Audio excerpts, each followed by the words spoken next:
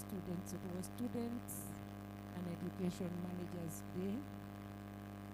We started with a prayer at around 9:30 by one of the KMTC students, Mombasa, Sydney, at around 9:30. We also got a recap of Tuesday's event.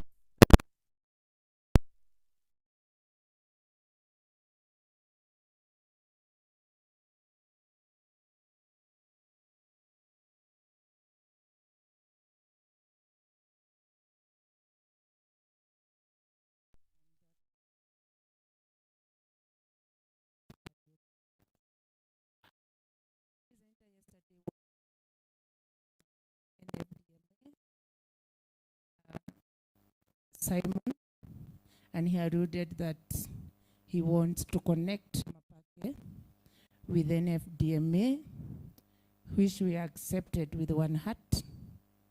And he invited one of us, Virginia, to South Africa.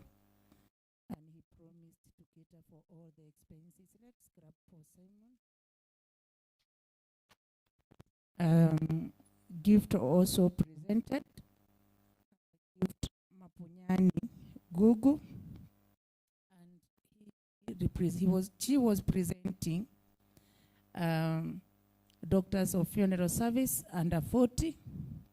And she said that the under 40 team in South Africa are rejuvenating the services by adding more flavors.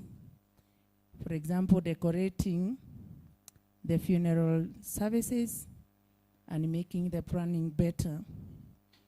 And if she was in Kenya, tungesema ni Gen Z maneno, sisi ndio?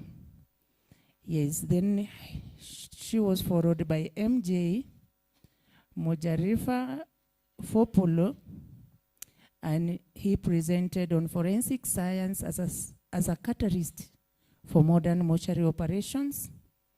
And he took us a process of how in Africa bodies are corrected, if they are forensic bodies are corrected by forensic personnel, not any other person, and from home to the forensic institutions. If they are from hospital, their postmortems are done in hospitals, and if they are from home, they are corrected by independent funeral homes and taken care by independent undertakers. So in Kenya, we don't call them undertakers, we call them morticians. And we appreciated them, and we were happy for that presentation. The other presenters were Kudaiha and Mr. Karanja, the turban guy, presented on behalf of Brother Kenneth. He enlightened us on labor laws and tips in addressing victimization in forensic related cases, on how we should understand victimization in workplace, fair labor.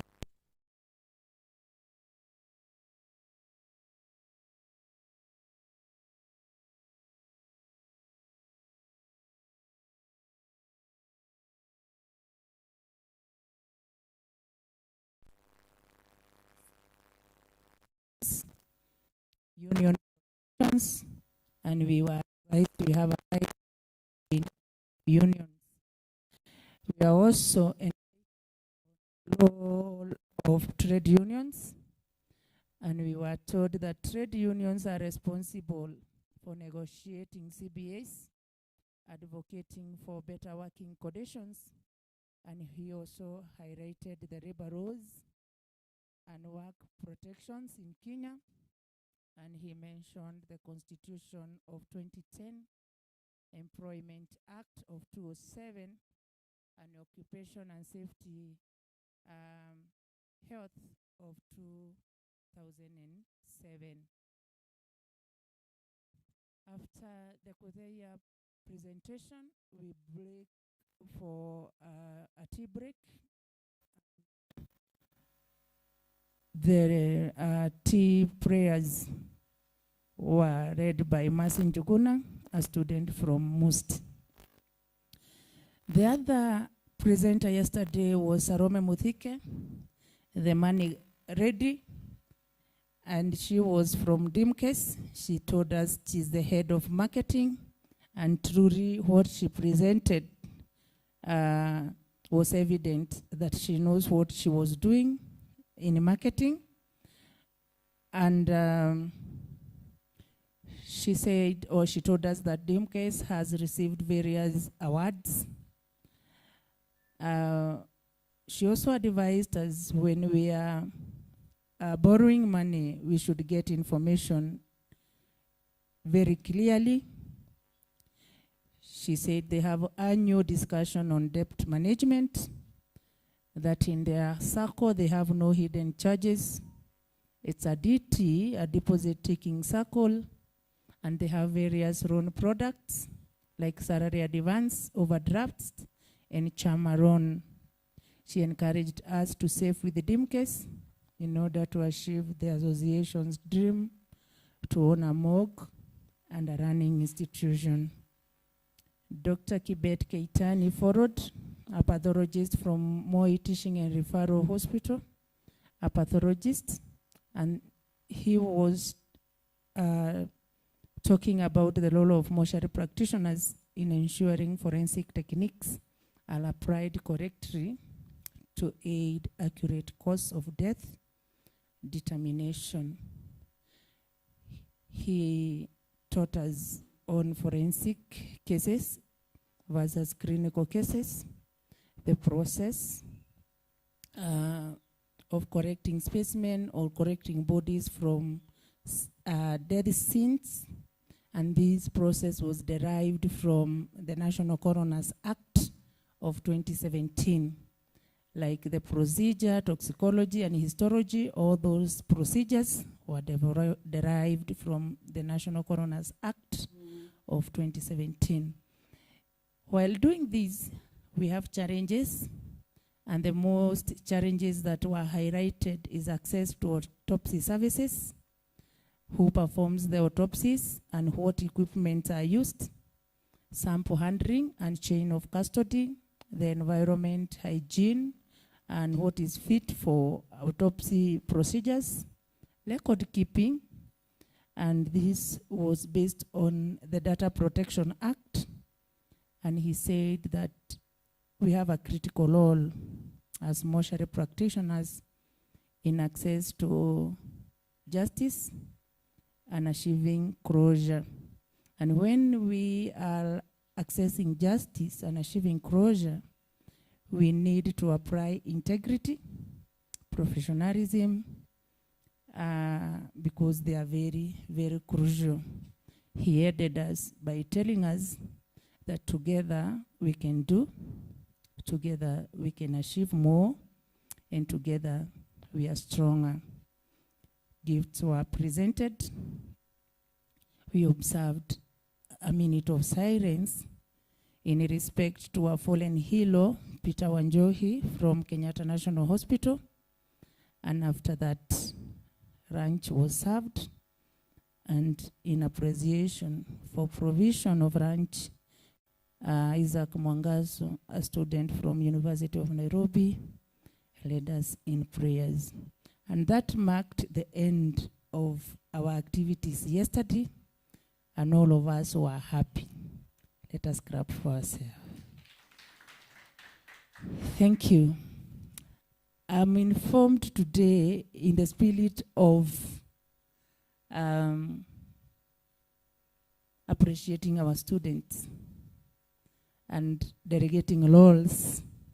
Now that their under 50 president is here, I would like to give this chance to two of our students to be our rapporteurs today on public demand. Isaac Mwangasu, are you in the house? Isaac Mwangasu. If Mwangasu is not in, Sindini Barare. Sydney Barare, come here. As you continue with the program, I look for another student from UN to assist you. And today we are starting with acknowledging all of you and appreciating your commitment.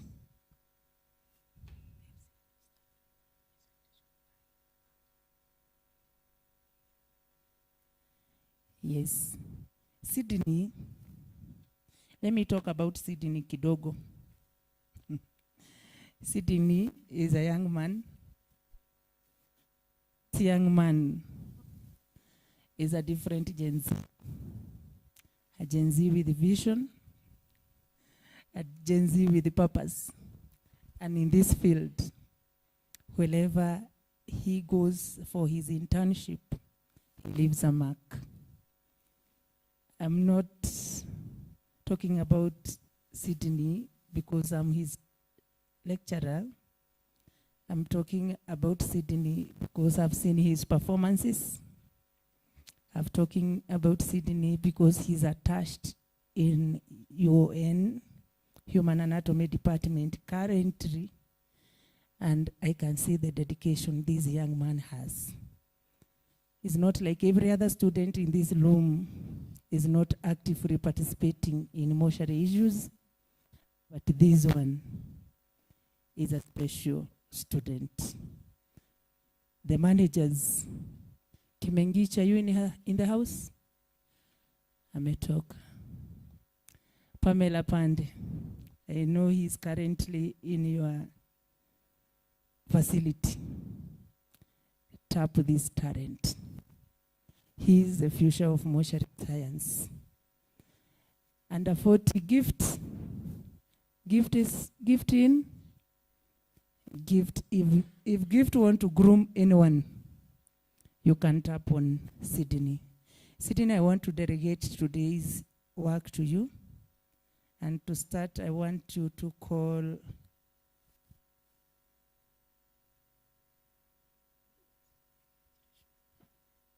our first presenters, and I hand over the mic to you.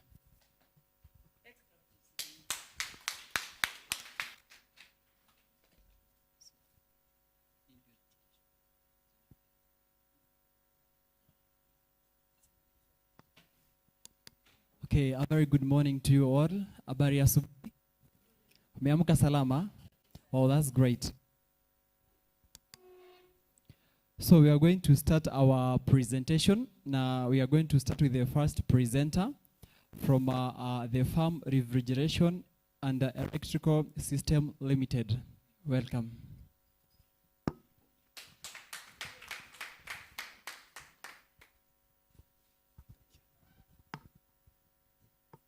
Ladies and gentlemen, good morning.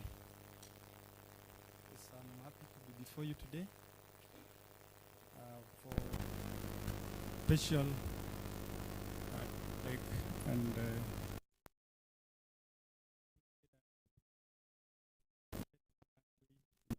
spaces.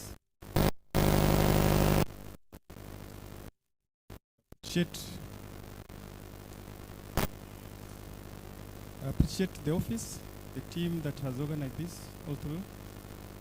I know moving together will achieve all that we want.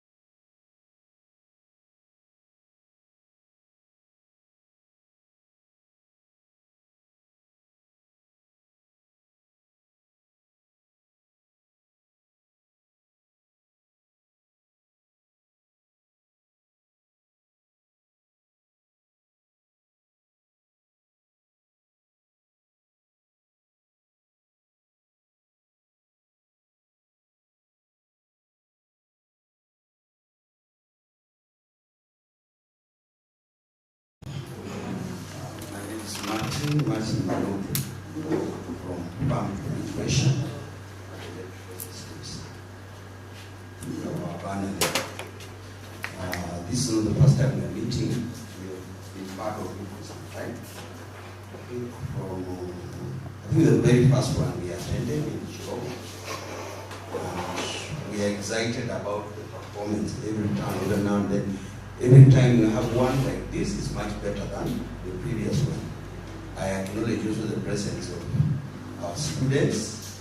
It's very important that they are part of the team.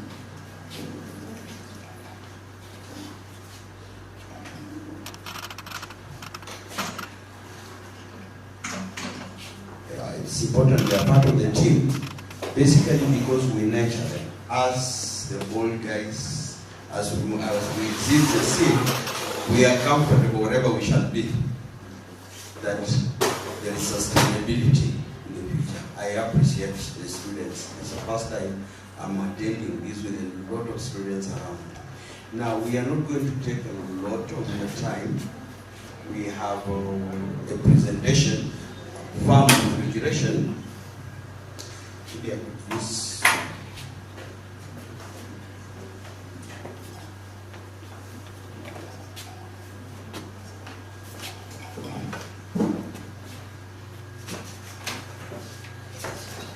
Farm refrigeration is a farm in a company in Nairobi.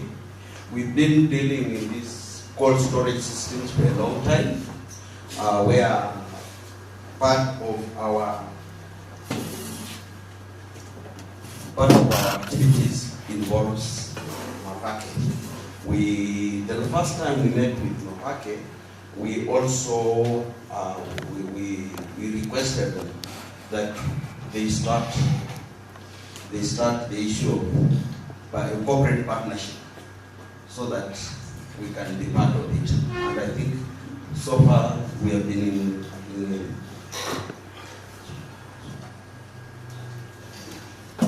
we have been part of the packet for a long time, and we appreciate that.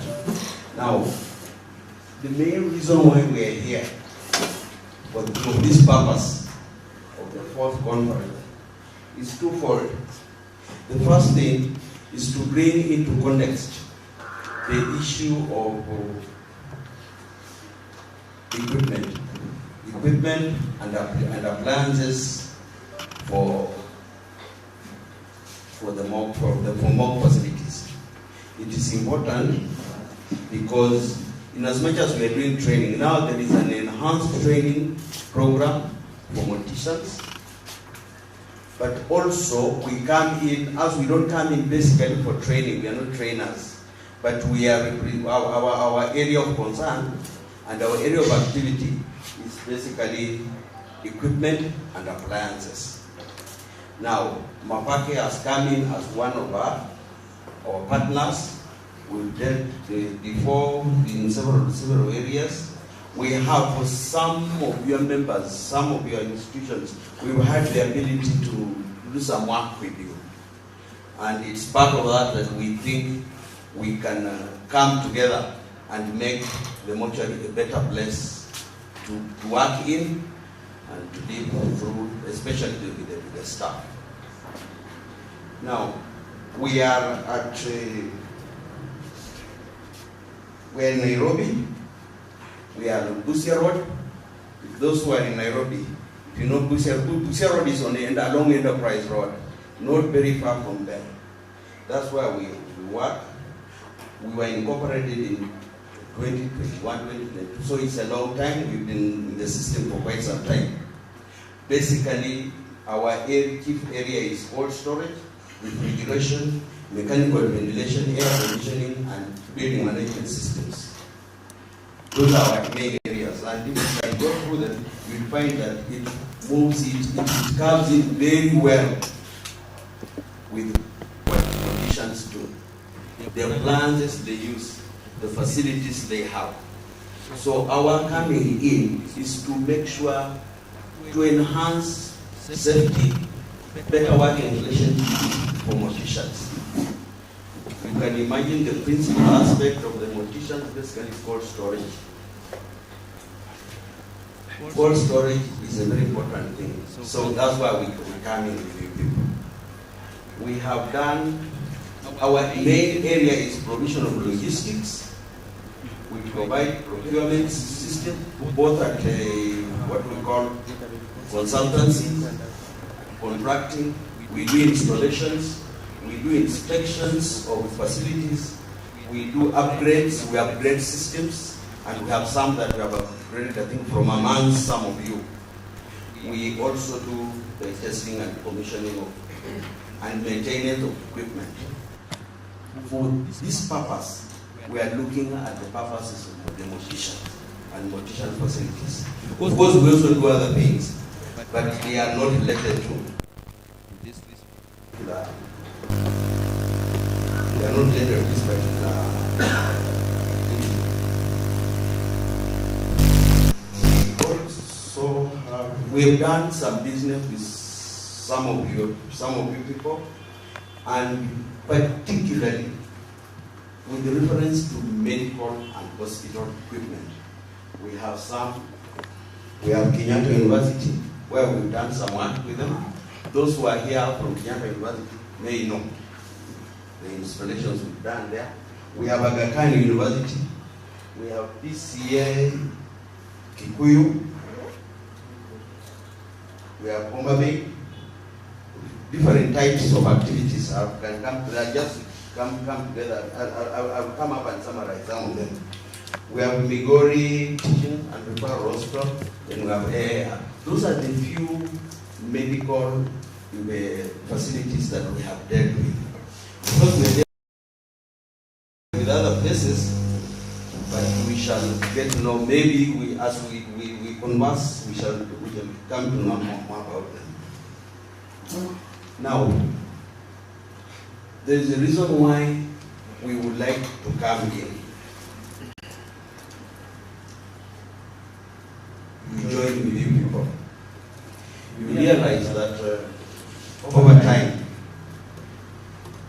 with good results with everybody, the mortician, among all the other people in the other sectors in the country, the kind of facilities the mortician uses, the kind of practices they have, they need some kind of upgrade.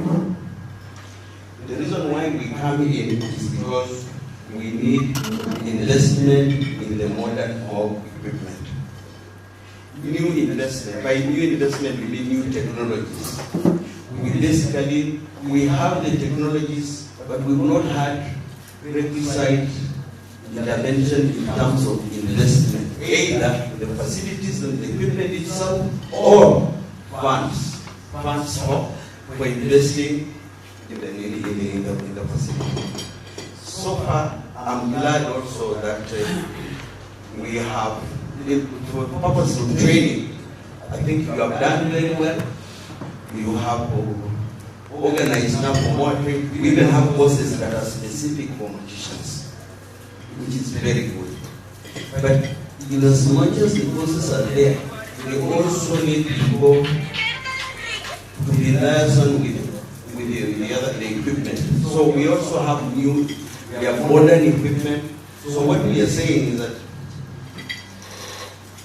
the reason why we come in, for example, in this presentation, is that there is a growing global population leading to increased deaths and greater need for quality water facility services. You will agree with me. You will agree with me that as we move around the country, we have a problem with some of our water facilities, especially not training. I think training we're doing very well so far, but the facilities themselves. We train these young men and young women, but where they go to work, there is a problem of the tools, the problem of, and there is technology. That we are a bit behind in technology. Not that we are doing badly. Comparatively around the region, we are much better. But we can enhance that.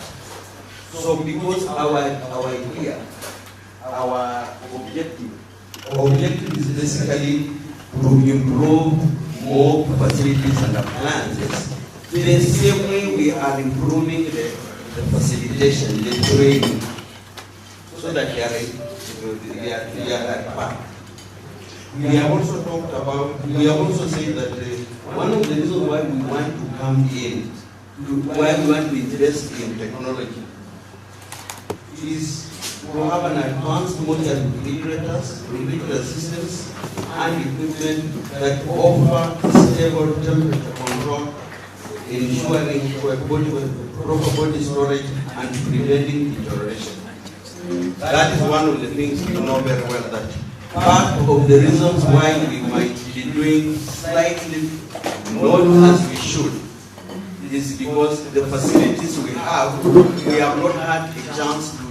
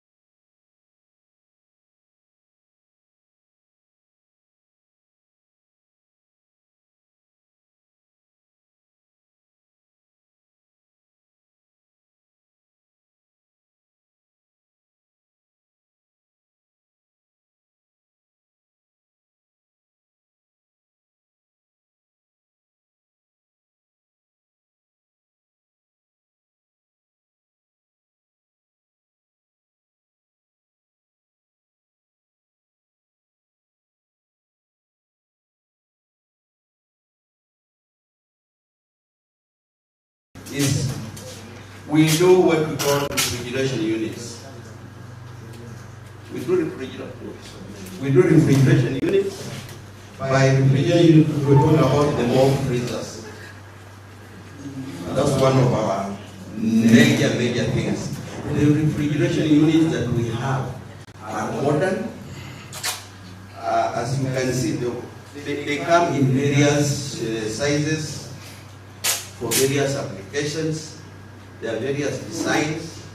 This what I put is just what we put is just one of them. We customize it so that if you know, we come and check out what's your physical facility of the place, then we customize with you. We do the design and then we work with you to make sure that we realize our goal. I will show you something small. This is just something having about features of the refrigeration system we operate in. I'll just go straight to some of the things. How many of you, for example, here are from Kenyatta University Funeral Home? I saw somebody. Kenyatta University. If you went to Kenyatta University Funeral Home, what you are seeing there, we are the ones that we installed. They are okay, they are very good. My friend can give you the specs and the civilian how we have time. But so this is one of the things at Kenyatta University that we installed. There's a series of them. This is what we call, for example, a 4-tier system. This. The 4-tier system we installed in Kenyatta University and other places. We have also installed, this was in the people of Aga Khan University.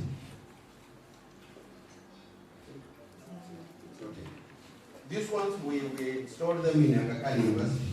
I think as at now, we are also organizing improvement. This was they just been delivered to Aga Khan University. They were installed like 3-4 years ago. We are working well. We never had any problem there. This one is AR. Anybody in AR here? Aga Khan, the AR hospital. That's, as you can see, my colleague is on behind there. This also AR. Apart from the morgue equipment itself, the body freezer, we also come in with the equal measure of the lifter. So a good example is that one is a four-tire thing. It's a four-tire fridge. Now what happens is that each compartment is completely independently operated. That also means there must be equal facility that can bring the body, let's say, to the fourth tire. So because of that, we have also modern body lifters.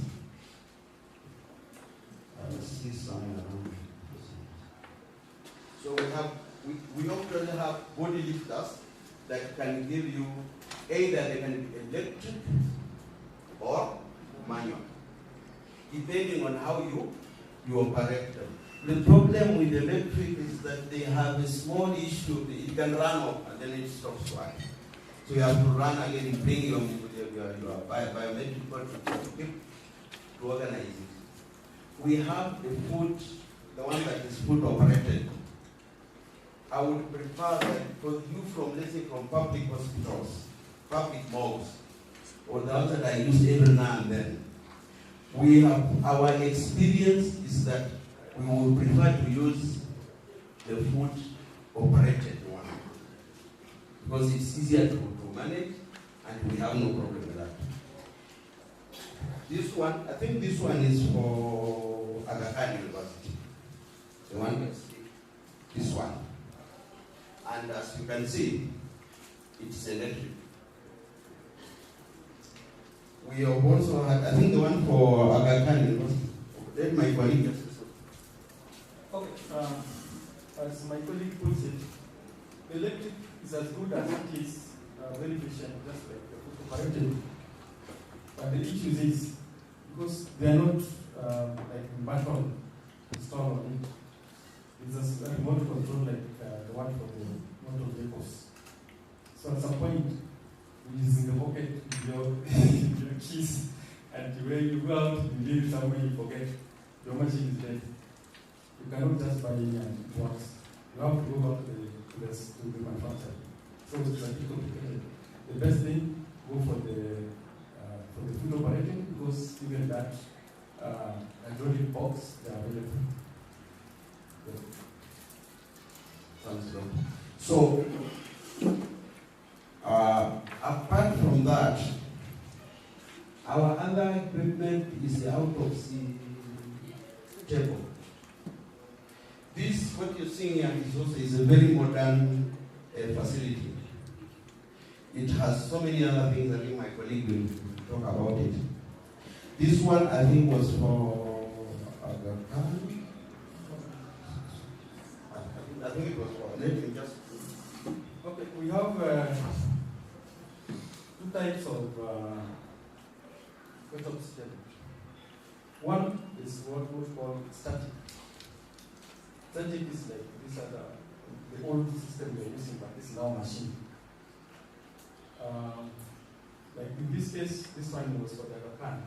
This was normally used in areas you don't have enough space to move around with your trolleys. So you can set it at a point, it can turn on an angle to give you space. When you're done, it gets back to where it is. And like static, where it is, if you don't have space, no movement. That's how we are designed. Thank you. So, depending again on the space, as you put it, Aga Khan until the other day when they are coming up with it, what happens is that they have a smaller space. so you cannot maneuver comfortably with it. But you can, depending on your, like here, you can see I'm on the top. So once I start, I can press it so that it comes where let's say I'm a mortician or I'm a pathologist. So you can actually liberate it where you are. If you are slightly taller than, shorter than my friend, you can also play around with it. So it can help you in terms of stress, because you can maneuver it. It also has some other features like the pumps. It helps in what we call the drainage system. It's better in improving your drainage system. I think the pump is something. This.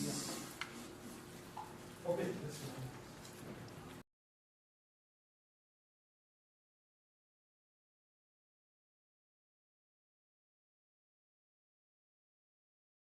Crusher. Crusher machine and pump, so that when you're doing the body wash and everything here, when the operation is on, you are able to press a button here, then it crushes everything to the drainage direct. It doesn't hold it anywhere. It's a self-cleaning. That's the advantage. So as we said, it helps quite a lot for staff, because we said, for example, the primary thing is also the welfare of staff. So it comes, then it goes in the drainage system, then we don't have a problem with it. It also comes with, it has a water system. You don't need to touch, it is, the water system is for both cold and hot. You don't need to touch it.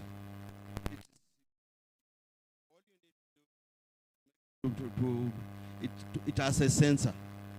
So this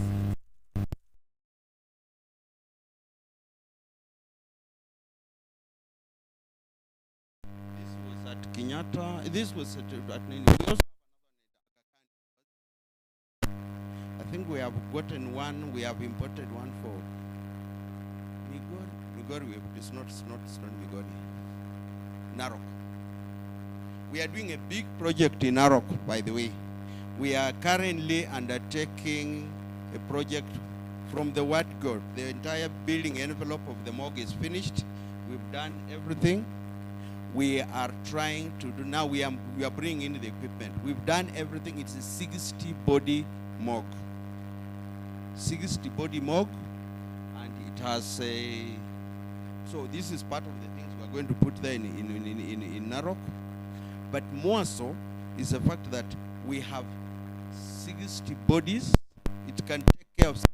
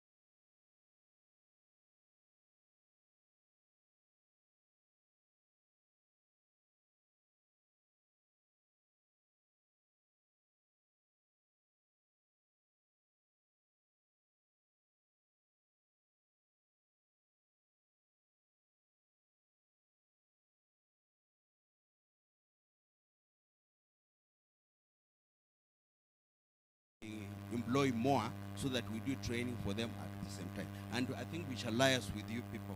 We have been in touch. So that's another good thing. That part of us, as we get into the system with you people, we also involve you for training of staff. Now, in the same morgue, we have an autopsy table, what you see. We have also, this is what we've just installed. As you can see, that's my colleague. At the Narok morgue, currently going on. So it comes up well, it's okay, we don't have a problem. We hope in the next 2 months or so, it should be fully operational so that they can now disengage the current one they have. They have one which I think the capacity was 10 or 20 bodies. Now it's a bit unique. I think it can go even 30 or so. Now you know the problems once we have once we say that. So the new one, any of you as members of MAPAC, as long as you liaise with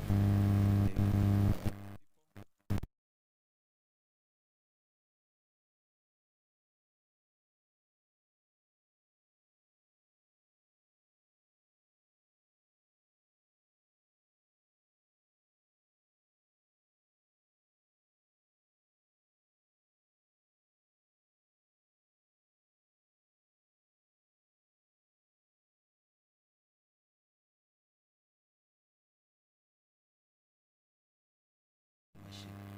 This is just an example of an embalming machine. Then we have also all sorts of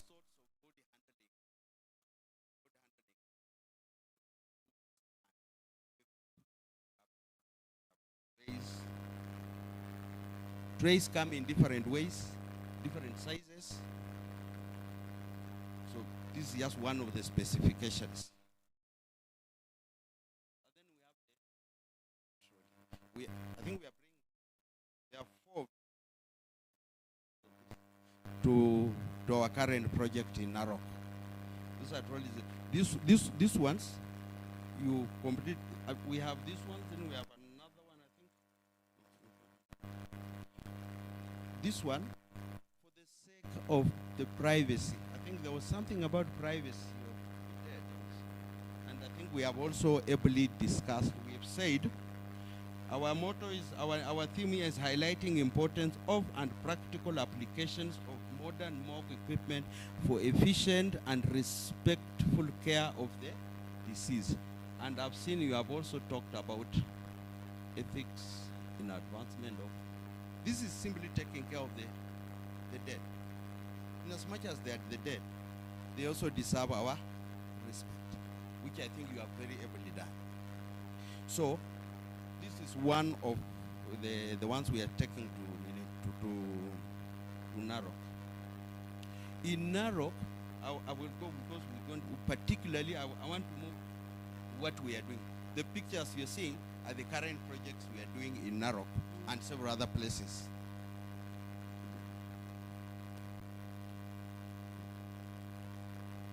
These are body handling, dressing in tables and cleaning tables. Their morgue is pretty big, so we have rooms for everything. The morgue we have there. So these are also meant for morgue. What seeing?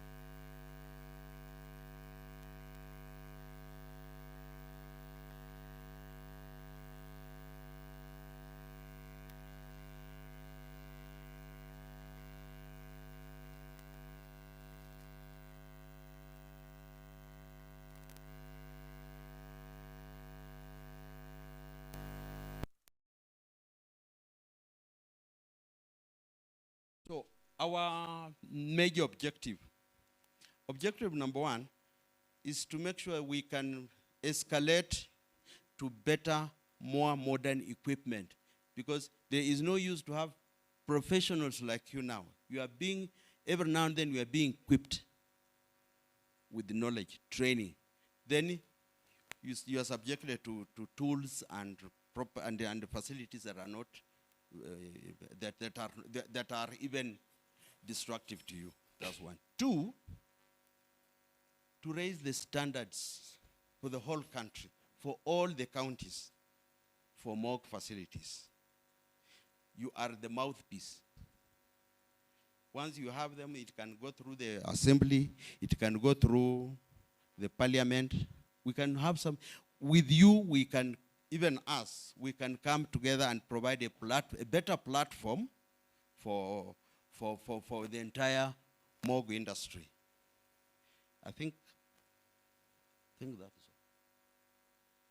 So with that, anybody who wants anything, if you want, we have all these slides. We have more of them elsewhere. If you have, give us your email. We can just pump in. Thank you.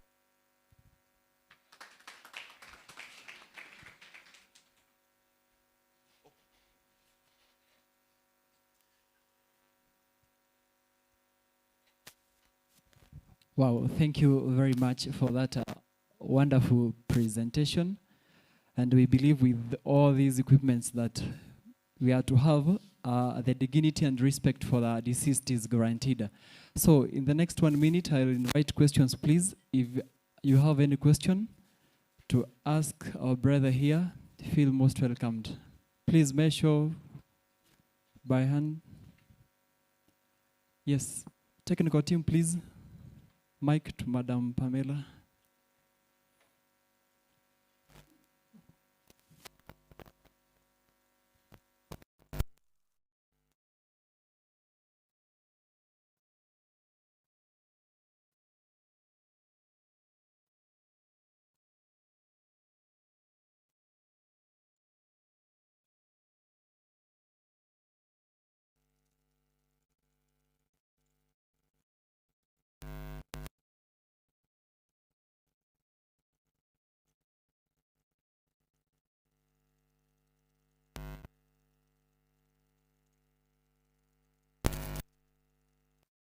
Is the equipments that you've shown us.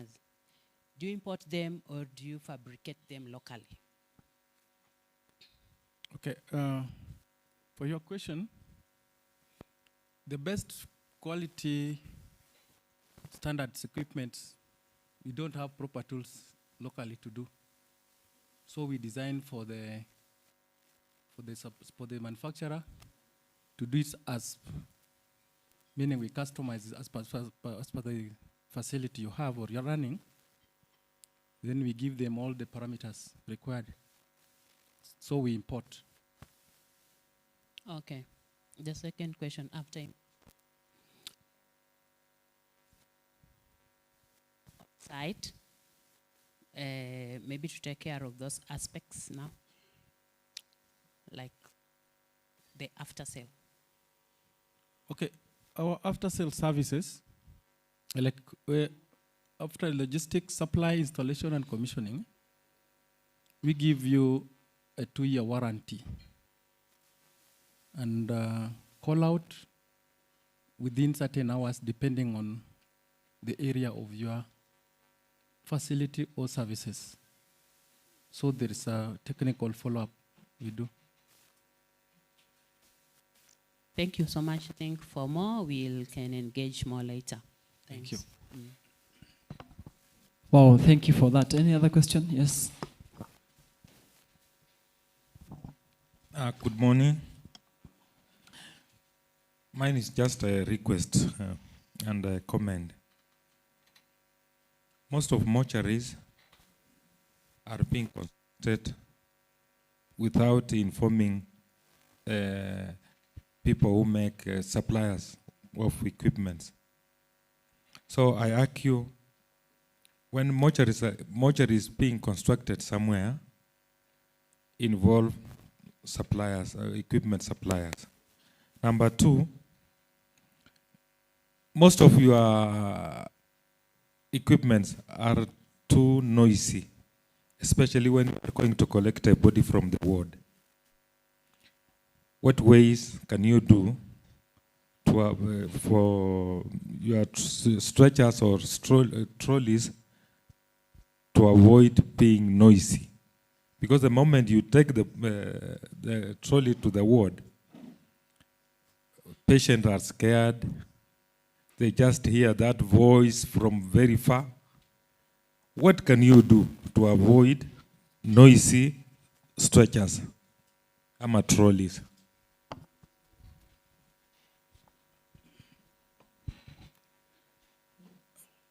That's a good question. It makes a number of people get scared in a way. The trolleys, I think, done here locally. They are all like that. Reason, the quality of the bearings.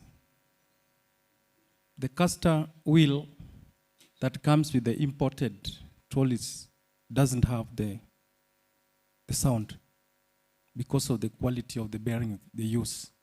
They are not ordinary bearings. If we suggest to go for the locals, where we buy our bearings, not considering that in the application and where, then we are prompt to such.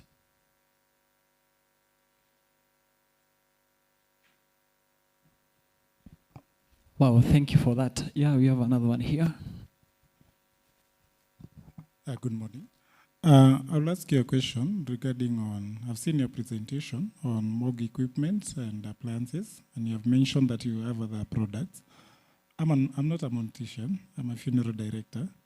I was trying to look whether you normally have things for funeral services, especially for maybe body removal from one hospital to a morgue or from a morgue to another morgue. And do you normally sell those products? And if so, what are they?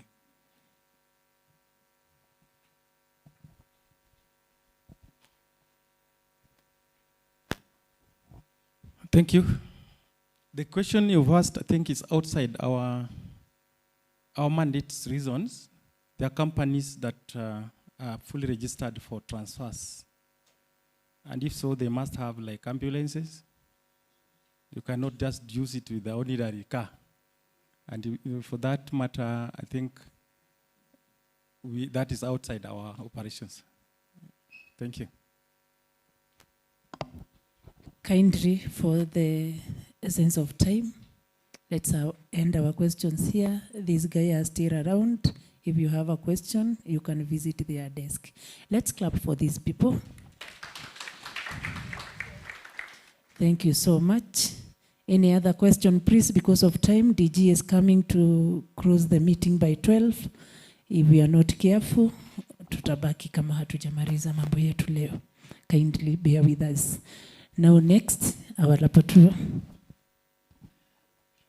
Thank you for that. Our next presenter is from the Palm Crown Services Limited. Na karibu sana for your presentation. Thank you. Tumpige makofi akija tafadhali. Wow, welcome. Good morning, everyone. Yeah, because I've heard of your time limitation, I'll take a very short time to just talk about what I need to talk about today. First, I'll introduce myself. My name is Juma Njoroge. I work with a company called Palm Crown Funeral Services. Palm Crown Funeral Services is a funeral director who we operate on the side of the grieving family to assist families give a decent send-off to their loved ones. It's fairly a new company that started in 2021. So it's just started in the industry, but we are not at the starting point as we speak. We have managed to develop or to grow the company into what it is today. We are located along the Northern Bypass next to KU Teaching and Research Hospital. I don't know whether anyone in this room have ever heard of Palm Crown Funeral Services. Anyone? We need to up our game and do that. We have a physical presence, online presence. So, as I said, we assist planning for burial, cremation, and memorial services for families in Kenya. This involves body removal from the hospital to a morgue that the family has selected. We also assist in helping families who are not aware or who may not be able to know where to take their loved one. We do the planning. Our planning involves from that time that a family has lost a loved one to the time they're going to lay him or her to rest. In Kenya, majority of us prefer the burial, and in that we follow the customs of the family. We need to understand from what culture does this family or the deceased was from, so that we honor that memory. In that, we provide the transportation, that is the hearse, through the different types of hearses in our fleet. And we provide the coffin or the caskets or any other mode that the family would like to carry their loved one, and the rates for the memorial service that the family would do. So how are we different? Because in Kenya, we have so many funeral directors. I think it's one of the industry that we are so segmented in that I was watching a presentation by Edith on Tuesday, and I could see how they do it in the United States and how we do it here. The difference with here is that most of us, the funeral providers, don't operate funeral homes. It's such a segmented and small scale kind of provision. These things are going to, as we proceed, as the country, as the things change, we're going to change in those times. Because families today need a one-stop shop for everything. Families don't need a lot of hassle in planning for a funeral. They just want to enjoy the memory, to reflect on their loved one. And with the limited time that they have, they opt for someone who will be able to assist in them in this completion. So the funeral service or the funeral need of the current customer is a customized one, not like the one you pick off the shelf. You say, we do this, we'll provide this casket, we'll provide these flowers, and this is what we do. So the era of saying we have a funeral package of these items may have passed. And at Palm Crown, we ensure that we are customizing based on the needs of the customer.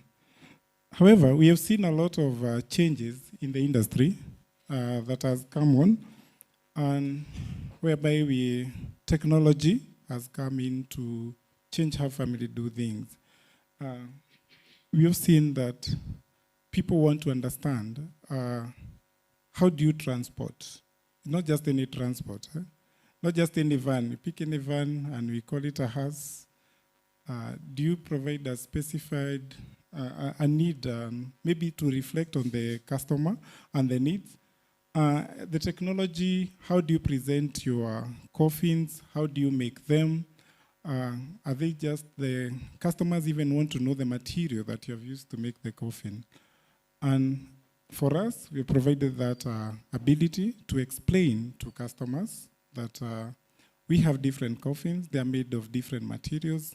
How do you, is it an MDF? Is it a solid timber? Is it a veneer timber? And how does each price come? Remember, you have to do all these things based on the budget of the customer. So our aim is to provide that within the budget and also within the customization. The majority of our clientele in Kenya are so, the resource is a major issue. So in doing that, we consider every budget and also provide the best quality based on the budget that the customer has. We have seen the new trends in this industry, and being things like the virtual and live streaming, whereby some families don't want to move from a long distance. Someone is out of the country, but they still want to attend the burial. How do you provide a platform for them to have that funeral or the memorial live streamed to the comfort of those who are outside the country. It's common now. And any funeral director today must have the capacity and the platform to provide this thing. Digital programs and memorials. A lot of funerals nowadays, you provide a QR code, or we provide a QR code whereby we can input the funeral program, the condolence messages, and the eulogy of the deceased. We have also observed a rise in preference for cremation in Kenya, which has been frowned upon. So at Palm Crown, what we do, we have partnered with the cremations, especially in Nairobi. There are 2 of them. And whenever a family needs that kind of assistance, we are there to provide for them. The use of insurance cover, I don't know whether, so we have seen a trend whereby people want to plan their funeral in advance, but also to try to avoid the fundraising and harambes. And that's why funeral covers are provided and are there. At Palm Crown, we have also linked with insurance companies. We also have a sister insurance agency company. And from less than 200 shillings a month, someone can be able to purchase a funeral cover that will provide a decent send-off at the time of demise and put low strain on the family. Remember, as the country grows, there will be a lot of fragmentation on our social norms, whereby you are able to invite people to come in, and I'll give you like 10 years from today, it will be very hard to call people to fundraising. So we need to prepare for that time when someone needs a decent send-off, but you don't have people to provide the finances for it. I don't know whether you have heard of this, pre-planning. There are people in Kenya today who would come and say they would like to plan their funeral. And just right. So we have not started this, but it's something we'll be going to. We provide a place where someone can come and express what they would like to happen at their funeral, and we'll be there to provide that when that time comes. This one comes together with the insurance. So once you say what you wish for, probably you purchase an insurance that will cater for that cost. So how do we link with the Morticians? Because I think our link more is on the funeral homes in providing that decent care. I have observed maybe in the ground, and I like one of the theme about the ethics, whereby I've found, I don't know whether you've seen it, whereby families don't like when you refer to their loved one as a body. Anyone has ever experienced that? Mwili, anakuambia hapana, si mwili, so called, they are called John. And that is one thing that you need to, as we progress and provide this service, how do we nurture with the emotions of our customers? How do we ensure that they feel that we are not just in business, but we are working with them through an emotional journey, but being the strong brother for that? So I pray, and what I see is that we have areas where we'll collaborate, and through training, like with these kind of forums that we hear, and probably know how we interlink between the funeral service providers, being the last person. You're the first responder or the last responder, and as we are there to assist the family to the last journey, can that link be seamless? And that one is a possible journey when we work together, when we improve on our ethics. I like the fact that I've seen this association. I came to know of it this year, and I felt a bit impressed. And it came to a challenge to us, the funeral providers who don't operate funeral homes, that we also need to have an association whereby we can have a linkage, a complete linkage in the funeral industry, that when we set our service standards, our ethical standards, these shall be implemented from the first time when the person is received at a funeral home to the last time where we go to a cremation or a burial ground. So the things that come, and also something maybe I've not mentioned that we do is an aftercare. Probably you will not thought that most families need an aftercare after the burial. Most of us will have left, especially if they were friends, but families grieve differently. Some are left into depression, they're not able to go back to work. It's in our line at Palm Crown to establish an aftercare with psychologists that we have, whereby families can be taken after grief and they're able to incorporate back to their normal lives. So that's what, in a nutshell, we do, and that's what at Palm Crown we do. Being a fairly new organization, we have tried to and be there for the families and also collaborate with the people in the funeral industry. And probably that's why I was throwing that question, because the first time I ever did the way we do, the body removal, we have had an instance where our house was turned back by a family saying we don't have the right gear to collect a body. Fortunately for us, we have stocked them. Some of those strollers that don't make a lot of noise that they have said, they're imported. I was asking because they are very expensive if locally they're available. We are able to go back, and the family waited a whole hour for just to bring a stroller. So you can see how the current customer today want to be treated. They don't want us to treat the person as a dead person. They want us to treat them as if they are part of them, and you're not referring to them as bodies. Of course, there are those who don't care. They want the cheapest way around. But for those who care, we need to be able to work with them and also to make them feel that they have given a decent and they are treated their loved one with dignity that they deserve. I don't have much to add to that. That's why I told you I would take a very short time. Unless maybe there's a question, I'll be taking my seat. And thank you so much, the officials, for having me. Yeah, it got me as a shock that I would talk, but thank you.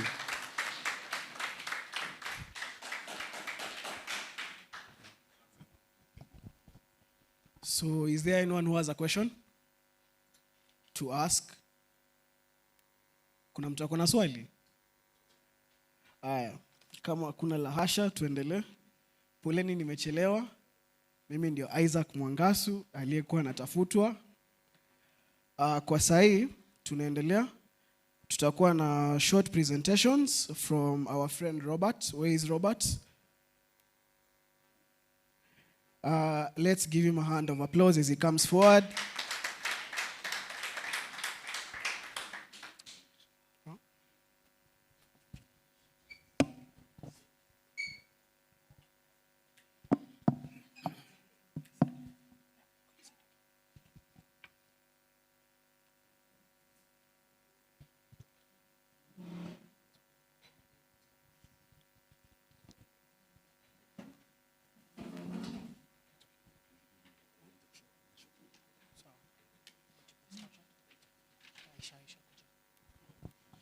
Hey, good morning, how are you?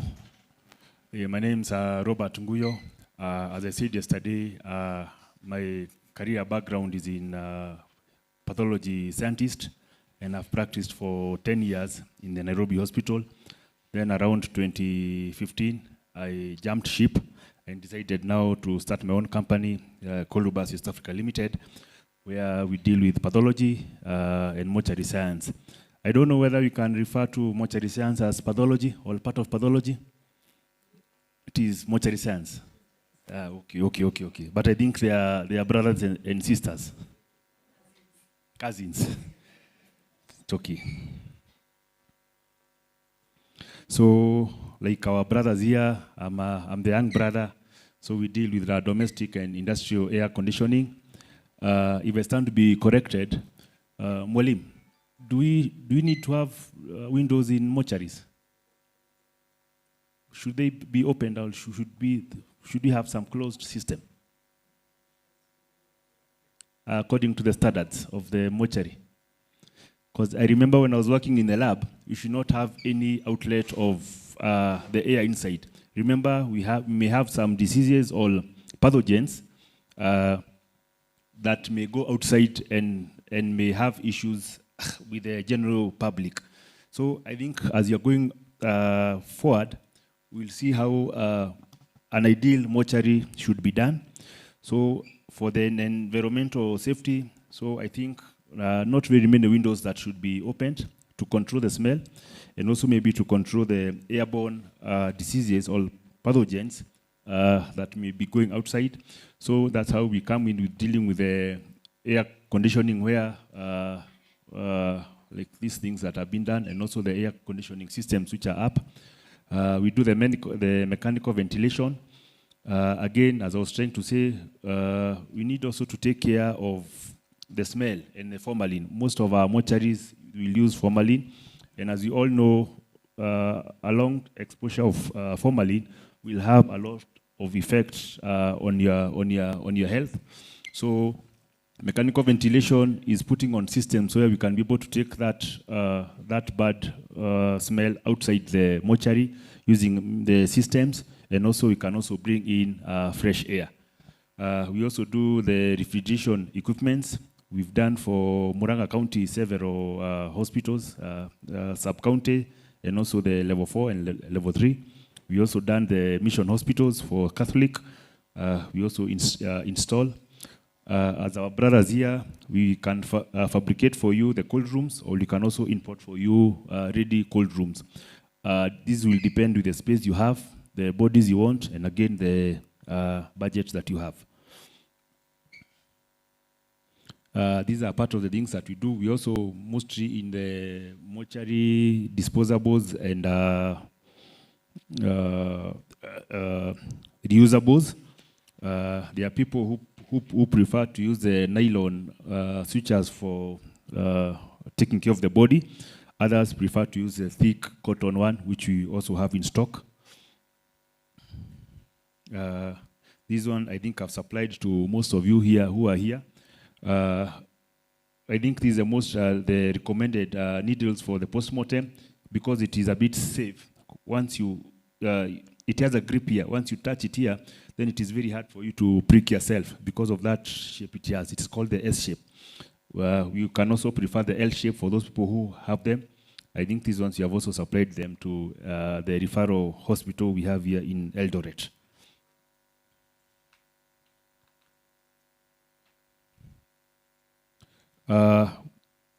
For those people who do the postmortem without this postmortem kit, I know it can be messy around your area.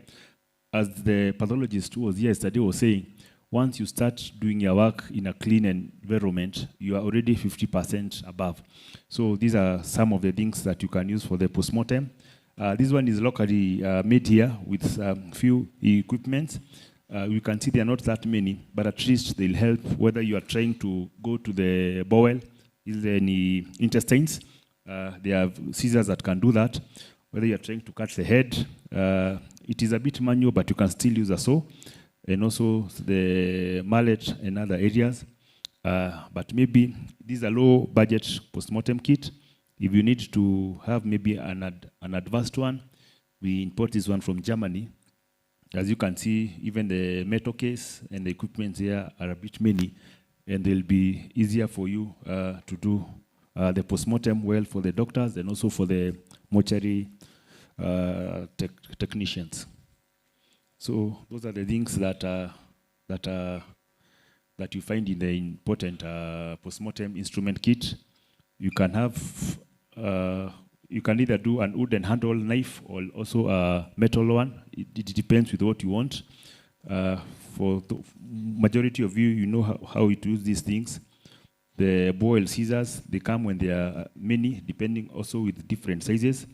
And also the forceps, again, those forceps for bones, those forceps for intestines, and those forceps for soft tissues.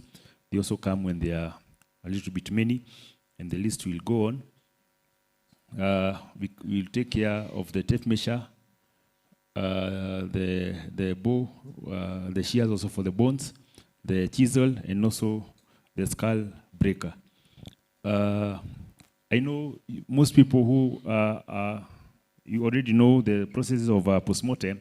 It really takes a lot of effort for you to use the saw in trying to break the skull and also it can be around messy with those small bone fragments which can also come in your eyes. So what is very recommended for you to do the work is an oscillator. This one we import it again from Europe. Again, as we were saying, they have two options. One with an electrical cord, which is connected directly, like we are seeing here. But the other one maybe it can be like a phone where you charge it, then you can move it around when the charge is full. Once you're able to cut the skull, then you can return it back to the charger for it to continue charging.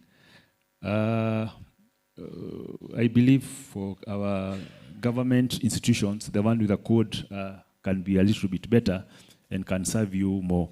I'm trying to bring about the things that we import because I don't want to say we in Africa, we are a little bit behind, but because of these European people, their technology is way much ahead. So once we import things from their country, we'll see them taking longer before issues than maybe having ours, which are done here. Something also we are very good at is body bags. And we know in our country, we have different climate change. For example, all of you, we are aware of what is happening in Kilifi County about the Shakahola and the, what do you call the other place? Binzaro, yes, Binzaro. If you talk to those people who are working there, they have issues with preserving and carrying those bodies because of the climate, the humidity, and the hot weather. You all know when you put a body for long hours in a body bag, then the decomposition will be very fast when the climate is a bit hot. So for that, we have special body bags that can try to reduce the heat in the body, and also they can be airtight so that to ensure that once they are put in a shade, then before the body gets too hot, then they'll be transported to the mortuary. Also, we put them in white because you know white does not put a lot of heat inside, so it can reflect and you can have it. We have airtight body bags. You are all aware we had corona, which we did not understand whether when you are dead, you can still transmit corona or not. The other time we also had Mpox, which is also a disease that is very infectious. So we have very airtight body bags. We use double hem, and we also use heat to seal the corners of those body bags to ensure that at least the people who are carrying the body are safe, but you also have to include the safety measures, the PPEs, just to be extra safe. When we have fatalities that are many, and you need families to identify their bodies, maybe an accident or something that has come up, we have specialized body bags with a small window where families should not see the whole body when they're trying to identify their loved ones. They'll only expose the head, so at least we can be able to remove that shock from them when they're trying to see very many bodies in the mortuary.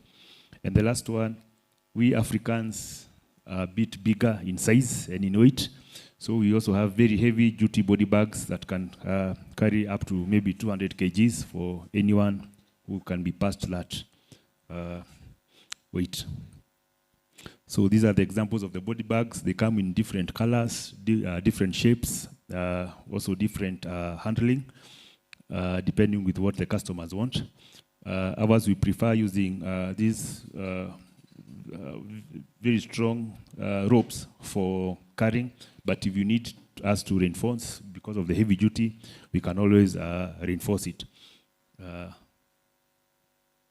So, for example, if you want, the zip can be either the C, it can be straight, depending with what the end user they are requesting. But this one, I find it being good because once you open it, then it will be easy for you to fit in the body without a lot of effort. Because now when it will open like a C, and it will give you a large service area of trying to fit bodies. We also deal with PPEs. You've seen them, what I was talking about in Kilifi. Also very important when you're dealing with bodies that may have died from infectious diseases. Because I think one thing we need to protect is also our mortuary technicians who are working to ensure that they don't bring in the diseases from the mortuary to their families or to their loved ones. So we also deal with that. Mortuary chemicals, we want to also to invest in this in the near future, but for now, these are the few chemicals we have. Formalin, you all know it's to embalm. Phenol-red for taking care of the skin with the eosin yellow. Chlorhexidine and the sodium hypochlorite, this is the normal jig, again to disinfect and to avoid any infection in the mortuary. Those are our contacts. We are located in Ngara, Nairobi, but we can work anywhere in East Africa. We are open to anything. Oh, sorry.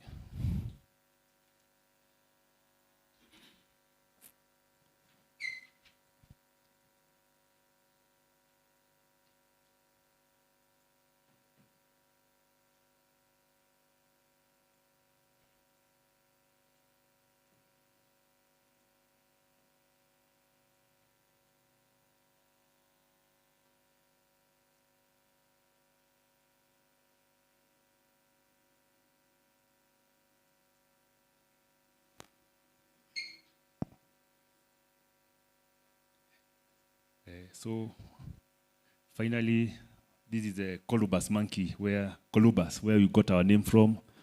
For our visitors, you can take time to visit our national parks. It is a very intelligent and smart monkey. Thank you very much.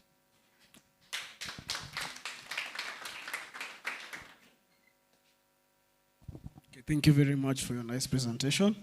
So I would like to call Moses Alumbe to the floor. Ndio atatuongoza kwa kutupigia wanaotupresentia makofi mazuri moto moto. Tunamhitaji hapa mbele. Moses, uko wapi? Njoo, uko wapi bana? Tunakungoja Moses. Tuongoze vizuri. Si unaona umetupeleta vizuri? Good morning. Yes, I'm Moses Alumbe from Alupe University, a contestant as a Coptech member. So, as you know, I'm a truthful man. I like telling the person to change. So, I appreciate the presenters. Yeah. Okay. Now, karibisha tupigie the presenters makofi as we prepare ourselves for election. Okay, mkujua leo ni kura. Na tunataka tupige si kupangwa. Kuna wale wanajaribu kupanga watu kule. They are nominating their people. And yet you need to grow. So we are going to vote. Kura ni mundu. Watu wa kupanga pale, sijui wanachusu ule afanye ile. Huyu atakuwa nani? We are not going for that. We want to vote. We want people to grow. Wanafunzi, habari zenu? Tunawapigania nyinyi. Tunataka tuwasaidie pia nyinyi mfike level yenye tumefika. So ukisikia kura inakuja, make sure you vote in for Moses Alumbe. Nasikia? Nitawasaidia. Sawa sawa? Muta sikudanganye tu who. No. Vote wisely. Sawa sawa? Sawa. So tupigie the presenters makofi. Wamekuwa na nice presentation. Makofi 5. Sawa sawa?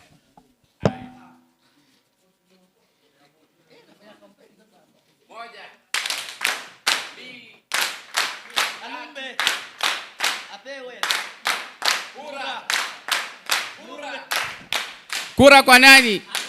Nimetosha. Siasa mbaya, maisha mbaya. Thank you, Arumbe. Those are Kenyan politicians. They promise, they don't deliver. Thank you. Moses is one of our NEC member, a very joyful man, but I doubt whether he is a truthful man.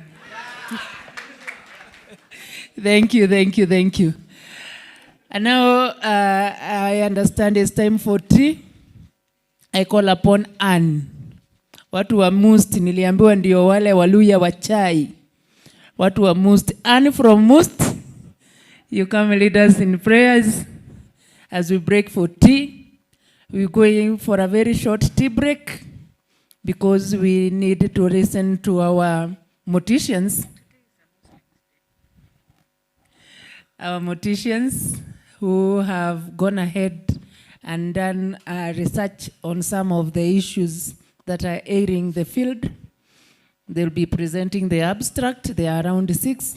Get prepared. They'll give you like 10 minutes each at most. We break for tea, then we come back after 15, 20 minutes at most. Then we listen to those abstracts. And okay, we are going to pray. Everlasting, Almighty and everlasting Master, take this opportunity to thank you for the day, Almighty Father. As we want to go to take our breakfast, Almighty Father, guide each one of us, Almighty Father, and also the hand that has prepared the meal. I believe, trusting in you. Amen. Tusimame tuende tupate kikombe cha chai. We appreciate you, Anne. Thank you. Our guests, as it is our culture, the guest takes tea first. Robert, kindly, you read palm to where we are taking tea.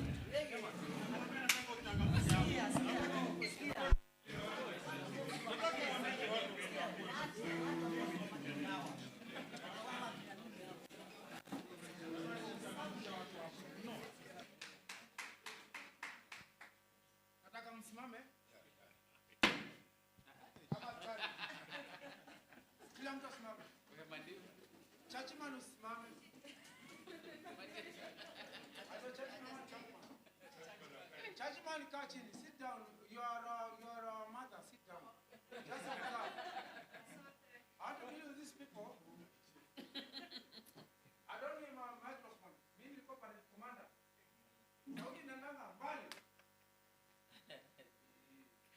Kila mtu out. Within. Out. 1, 2, 3, 1. 1, 2, 3, 1. Unison. 1, 2, 3, 1. 1, 2, 3, 1. 1, 2, 3, 1. 1, 2, 3, 1. I want us to get accustomed to adding the scientific aspect to the conference. So my study was on psychosocial challenges among mortuary practitioners in Kenya. By the way, all my predecessors, when they were presenting, all their works have been published.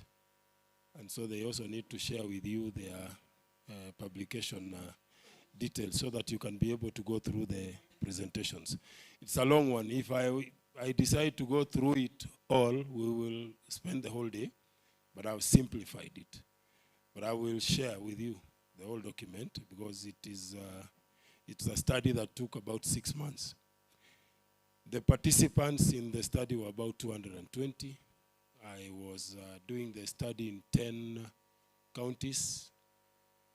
Some of you are my respondents. I want to be grateful to the support that you give. So in the summarized presentation, I hate reading through my slides, but I like discussing them.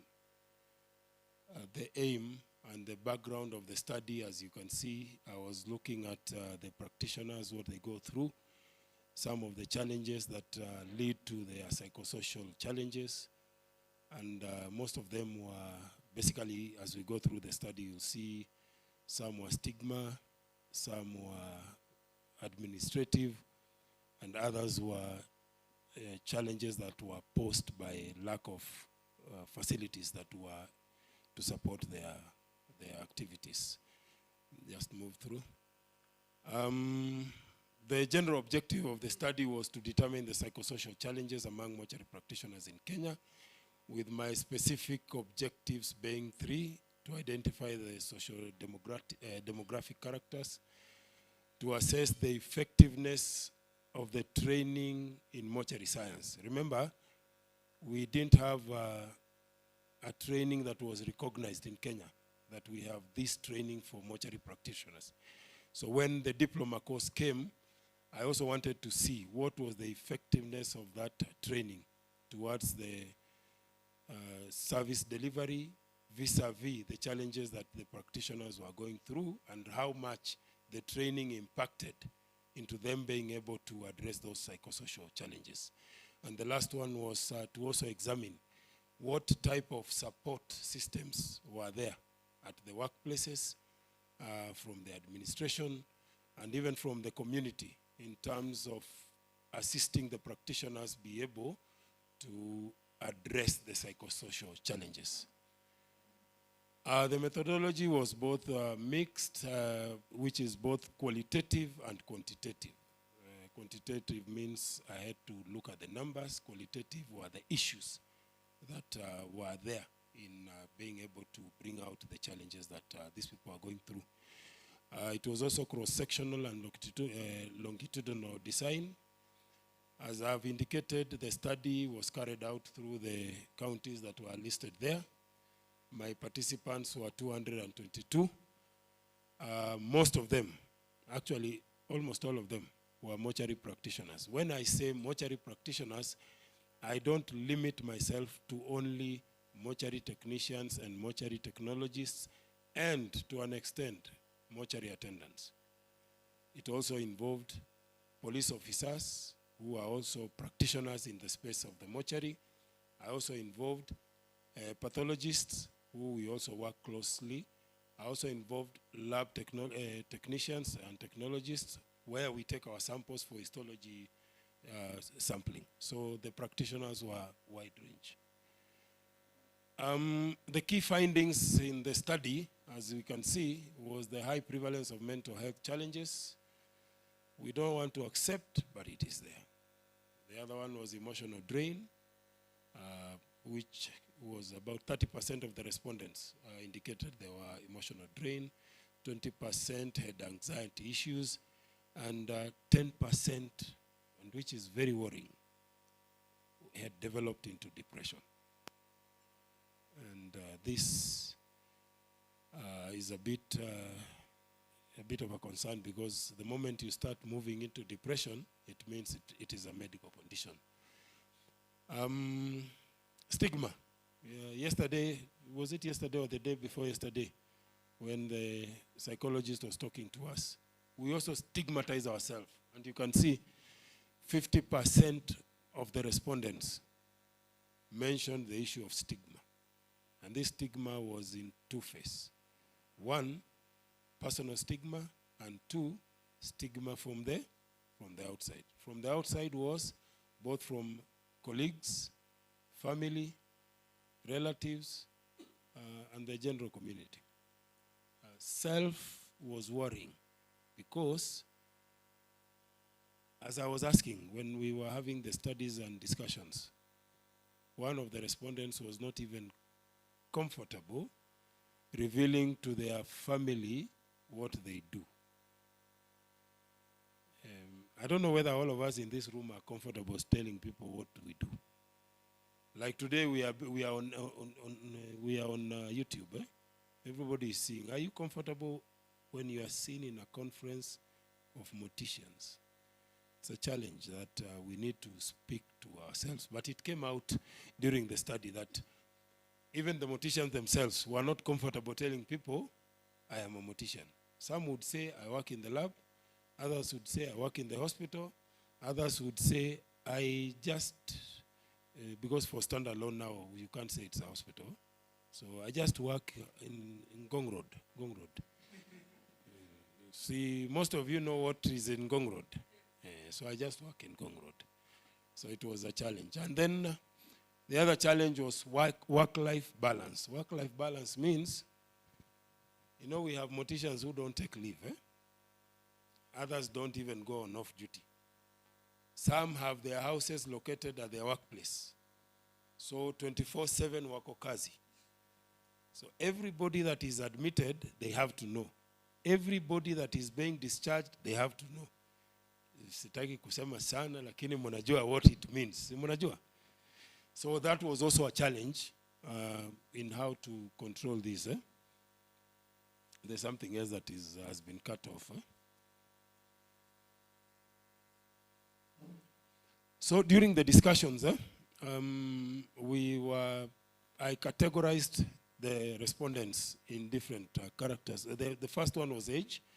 I was looking at the age groups in terms of when we are looking at these challenges, which age groups have more challenges or are facing more of these psychosocial challenges than which one. The next one was gender, and the last one was marital status. Marital status, when I was putting it, my supervisor was not very keen. But I insisted because I said, when you have somebody you can share with, sometimes you are able to work out some of these things. So I had to include it, and it gave us some findings when we were looking at it. During the discussion again, I went through the stigma, which I've already discussed. Family and colleagues, how they support the practitioner in addressing the psychosocial challenges was also key. Because when we were looking at the marital status, we had people who were saying, when I come from work and I go home, my spouse can let me vent. Like today, I had very difficult clients. I had very abusive clients. I had very supportive clients. And then when you're discussing with your spouse, some spouse understand. And this spouse must know what you are doing. We have people here whose spouses don't know what they do. I don't know how they will be supported. But in the findings, we found that family, colleagues, and even just friends, they help in practitioners being able to let out, just share, and then they'll be able to give you that shoulder to lean on. The other discussion we went through was the support that was being offered by the employer. We had employers who have availed services for the staff to be able to go through therapy. So we have counseling, we have sessions where you are allowed once a week, once a month. After every 3 months, you are able to visit a counselor at no cost. But surprisingly, when I went through that, where that support is, I found that we are not taking it up. I don't want to accuse the people. I want to give myself as an example, and Ali, that military guy that has been here. We have that service at our place, but I've never visited it. I don't know why. So it was also a finding. So after the study, what we recommended after going through the data that we received is, one, to implement the workplace mental health programs. We want to accept or deny mental health issue is a big concern in this profession. Every day we meet people who are grieving. They cry in our presence. They collapse in our presence. They abuse people. They do all manner of things in our presence. We soak it in, but we have no way of letting it out.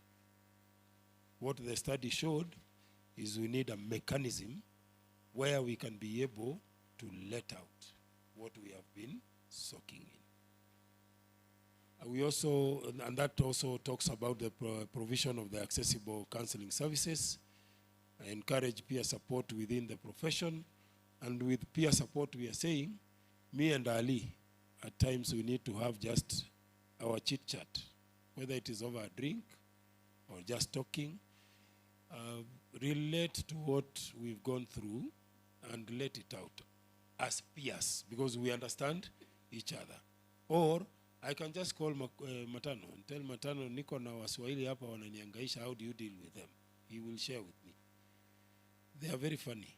They talk to you, they abuse you, and they think you understand the abuses. You know, I went to Mombasa, and there are some abuses in Mombasa which are not acceptable in Nairobi. But in Mombasa, Those are greetings, sindio?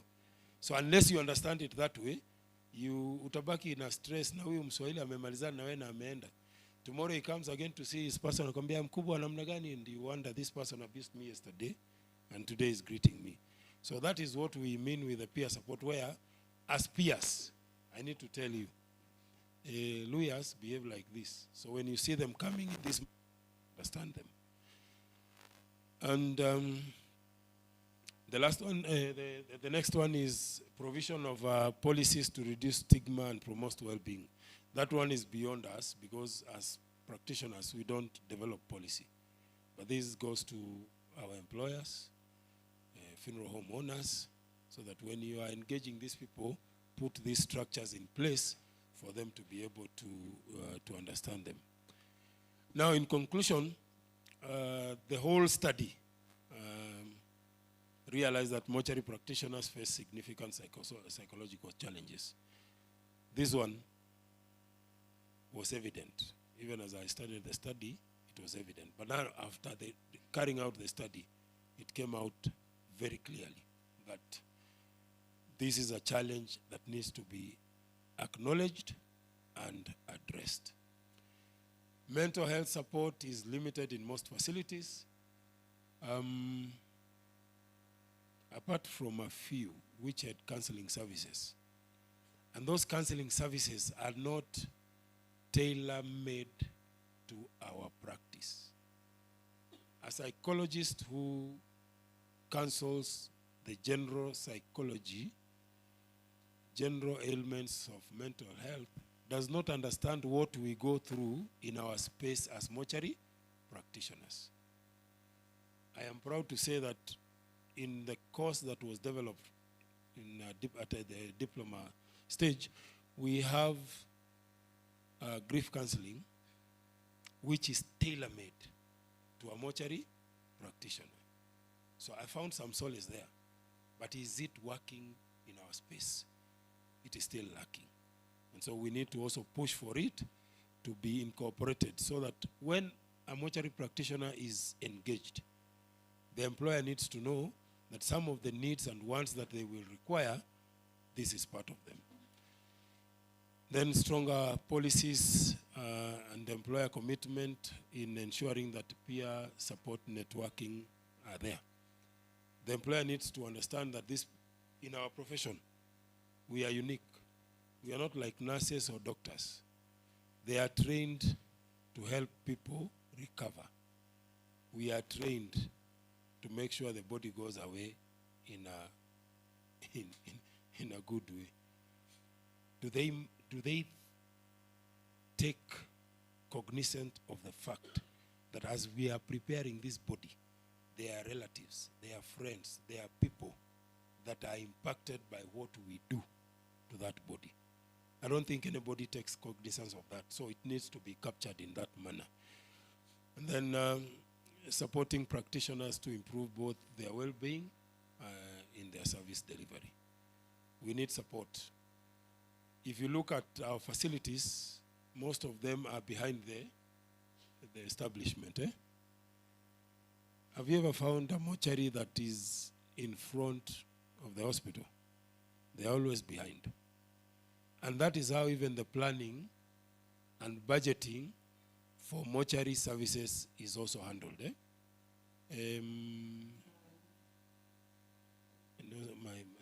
My employer might be seeing this.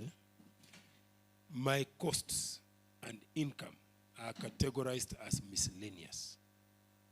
Do you know what the word miscellaneous means? And it is something that you can do without.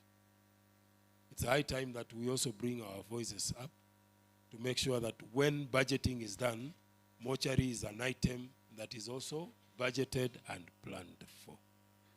How do we do that? When we are doing these things and we publish, we become visible, people realize that we exist, and we are able to bargain for our space in the establishments that we are in. So that was my study. I'm grateful for you listening to me. Thank you very much.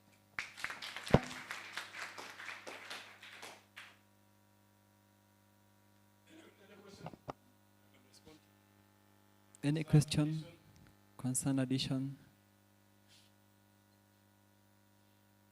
Okay, thank you very much, Chairman, for that wonderful presentation. Okay, we have a question from a minute. Good afternoon. Chair, I just have one question. During your research, did you find why wrong bodies are being given to relatives?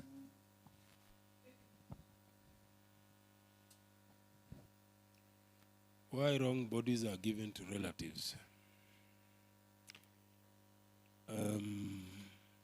I particularly didn't do a research towards that line, but that is one of the factors that was also affecting the psychosocial capability of the respondents. Like, once you issue a wrong body to the wrong family, it still comes back to you. So it will affect your mental health, I think. But I didn't research towards that line. Yeah. Any other question?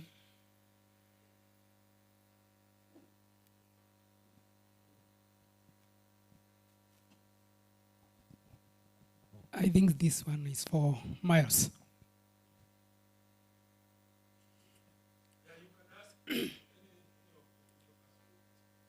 Why do bodies which most of the time dies in home, while lying, the body rocking or not in a spine,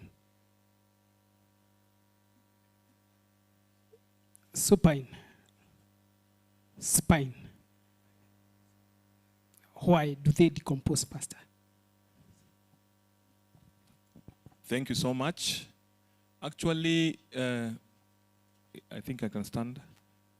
The reason why the bodies that are found at home usually decompose faster is because of the bacteria. In your body, anatomy, our basic anatomy dictates that when you die, immediately decomposition starts in your intestines. We have something called normal flora. Those are bacteria that are helpful in your body. But when you die, they start eating you from inside. And that's why it's important for anybody that has died at home, mtu amekufa nyumbani, is advisable to take the body to the nearest mortuary, or you can embalm. If you are an embalmer, you can embalm at home, and the body can be sustained. I did a research in Kisumu area, where we wanted to start a mobile embalming unit that we can help the less privileged people who cannot afford money to take the body to the morgue. So what we found out was the body can be embalmed, and you can prevent the body from decomposing for like 1 week, 1 month. A body can stay in the home. You embalm, you dress once, and then you place a mosquito net under the you align the mosquito net above it, and then the body will stay. So long as you have made sure that all the openings are sealed visually, the body will stay for 1 month. Thank you. Naona kaa hukushika swali langu mzuri. Mwili imekufa imeangalia chini hivi, na ingine imekufa imeangalia juu. Ile ya kuangalia chini inaosa haraka kushinda hii ya. We have learned something called rigomotis, guys, liver motis. When you die, when you are sleeping the way you are saying, it means all the blood cells will be in one area. And when the blood are exposed in one area and is not embalmed, always triggers decomposition immediately. I think that is the reason. And apart from the reason, we have bacteria. That's what I was explaining about the bacteria. What makes the decomposition is the bacteria in our bodies. It's not the blood. Decomposition starts from the stomach because of the bacteria in your stomach. Are we together? And that's why you are advised to embalm the body. So it's not about the positioning. Mostly, the positioning, if you're looking at the factor that triggers the decomposition, is not usually the positioning. It's the bacteria that makes the bloating. That decomposition starts from where? The stomach. If a person dies for 4 to 5 days, what will you see when you see the body? The body will look like bloated from the stomach. And then the greenish starts from stomach going to other parts. That's why I told you it is the bacteria. The major factor affecting that is the bacteria, not the positioning of the body. Okay? It can, but it's not a major factor to consider. Thank you so much.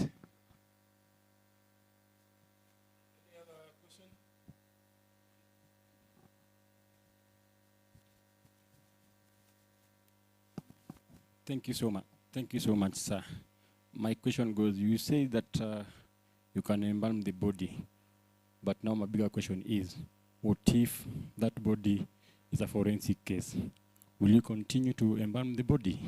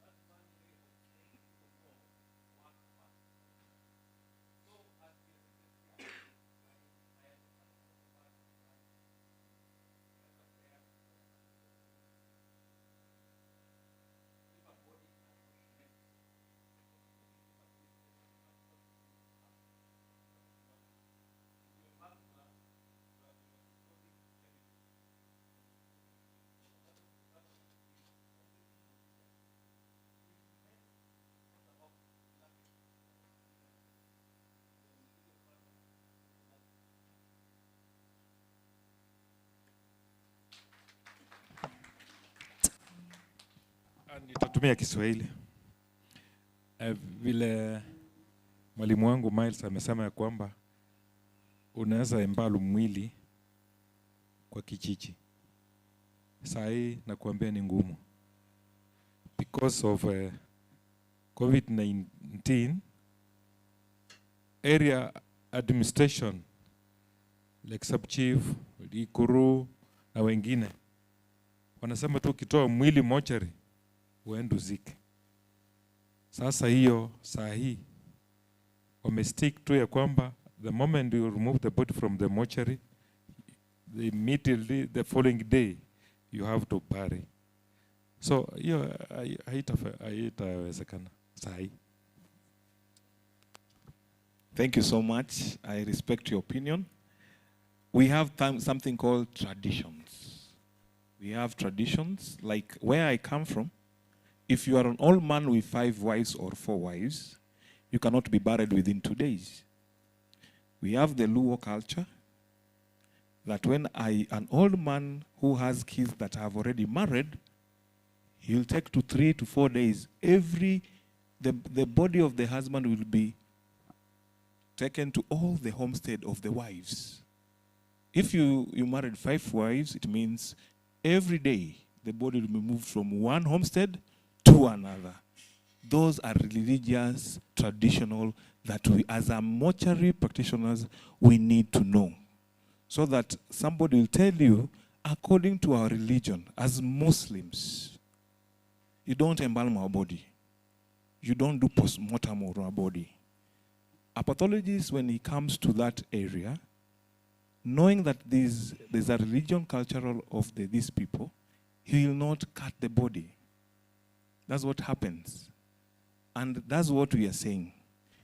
I didn't mean that you don't take the body to the mortuary. I started saying it's a disclaimer. We have people who cannot afford to take the bodies to the morgue, and you know them in your area. So we were just thinking, how best can we help these people? When the era of COVID was there, the bodies were, when you die with COVID, you are buried within 8 hours, 6 hours, depending on where the area is. But as mortician, we are talking about the tradition, the religion. We need to know the people you are serving. If you don't do that, you'll have a conflict of interest when you're offering these services to the bereaved family. And that's why I can think from South Africa. We also have people who will not want their body, they have their cultures of how they want their bodies to be handled. As a mortuary practitioner, you are supposed to help them move this space to where it's supposed. Don't say, according to the rules, we cannot do that. You are supposed to help them, tell them, this is the standard. But we can custom-made to suit you during this hardship time. That's why we are here. We are a bridge. We are a bridge to make these people be able to grieve without pain. And mark you, when a person dies, when you don't place a smile on the deceased, when you don't make the deceased look like as normal as possible, that picture remains head of the bereaved family, of all of the eyes. So it's very important as a mortician. This is a call. Nobody just wakes up one day and become a mortician. It's something, is a call. So my elder here, I'm talking about, I'm placing a disclaimer. There are special cases that we know. And for us, also we need to give back to the community. So as you are a mortician, for them to accept us, sometimes also you give advice to them. Thank you so much.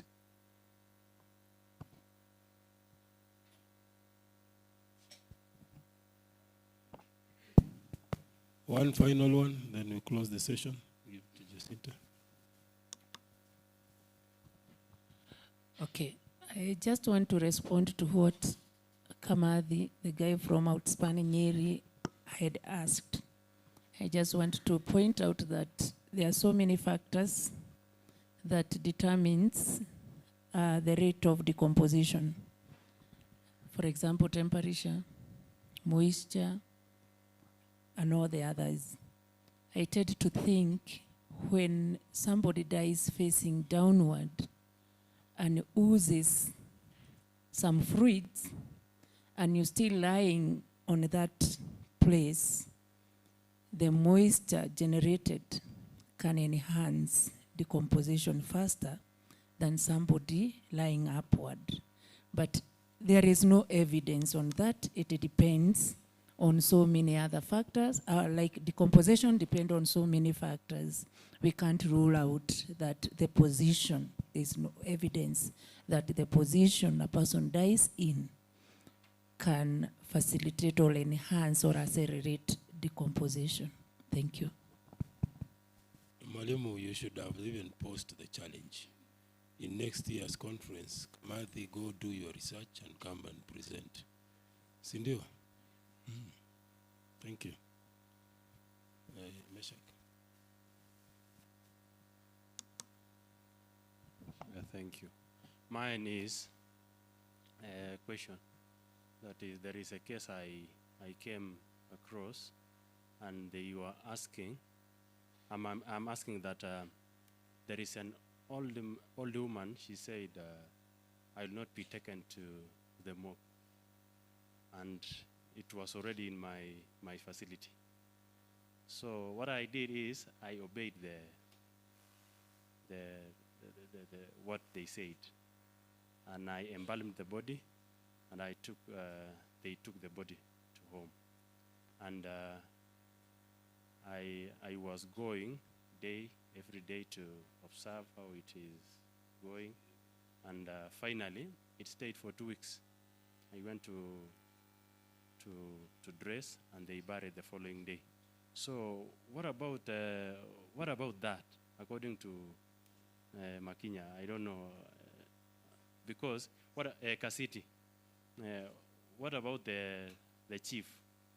Will I be arrested or what? I don't know. I think that question cuts across all our presentations, the three of us. But I think the family has their wishes. You respect their wishes. Anything happening outside your area of jurisdiction, you are not responsible to it, because the decision to take to the morgue or not to take to the morgue belongs to the family. It is a public health issue. Let public health handle it. I don't think that is within our power. Sindio, whether a body is brought to us or not, it's not for us to decide. But if your services are required, whenever, wherever, remember we're trying to make it as easy as possible to the family, for as long as what we are doing is within the legal parameters. Sindio? Yeah, don't be scared to embalm a body even at home. See, you have the technique to do it. Embalm. For as long as the family is comfortable and they are okay and they have the burial permit, embalm. Shida ni embalming a body that you have not seen a burial permit for. Because amenyongwa, we umeembalm, you have interfered with what? With the evidence. So the first document that will guide us for us to be able to embalm is you must see the what? The burial, a permit for burial. So. I think that should be enough for now. We have the banners on the wall, and I am proud that lazima nijipigie debe that I was the first practitioner in this country to publish my work as a mortuary practitioner. I am also proud that my classmate, and who is soon going to be my deputy, was the second practitioner to publish her work. So number 1 and 2 will follow each other. And I'm also proud that my teacher at both levels, both the certificate and diploma level, was the third mortuary practitioner to publish his work as a mortuary practitioner. Si tunasonga mbele. I want to give this challenge to the students that are in this room. Please, when you are doing your research, take it serious. When you want to publish, contact us, we will assist you, so that next year in our conference, come here. Kazi yako pia ikuwe imewekwa kwa ukuta hivi, you publish, the whole world knows that you know what you are doing. Sawa sawa? I don't want next year to come here and I'm finding seniors are the only ones presenting. Even you as students, please do it. For the seniors, we have many areas. This is a virgin land. There's no, if you go, when we were doing the literature review in this country, there was very little that we could find to review in terms of us doing our research in relation to mortuary work. So as pioneers, let's put our work out there so that those who are coming after us can be able to review our literature and do more research. Do you promise me next year we will have 10 presentations to be done here? Do I have that promise? Sema tu ya. Next year matano nataka yako. Kamadhi, we have already given you a title. Go and do the research. Thank you very much. Before I sit down, I want to appreciate people who are not appreciated yesterday. Jana mulikula sweet hapa, na siku ya kwanza hamukukula. Did you realize? So I want to thank Madam Jacinta. Courtesy of her, we had those sweets. Please let's appreciate her. And then there is a man who made sure that we tested what they drink for them to be able to run like antelopes. Meshach, regional rep in North Rift, simama watu wakuone, he brought us mursik for those who took it yesterday. And after that, many people showed interest that they would like to have mursik. 50 liters is coming. Ule anataka kwenda nayo, see Meshach, he'll be able to provide it to you. Sawa sawa. Thank you very much.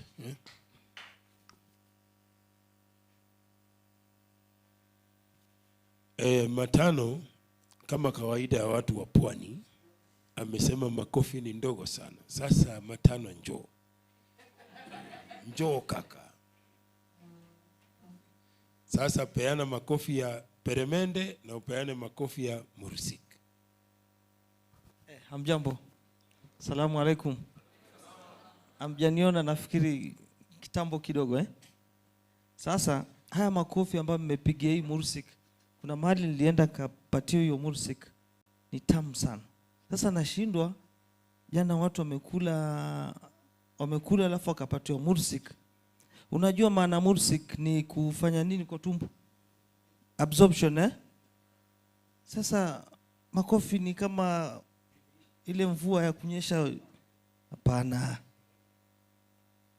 Si tumpige makofi mazuri Haya. I'll show you.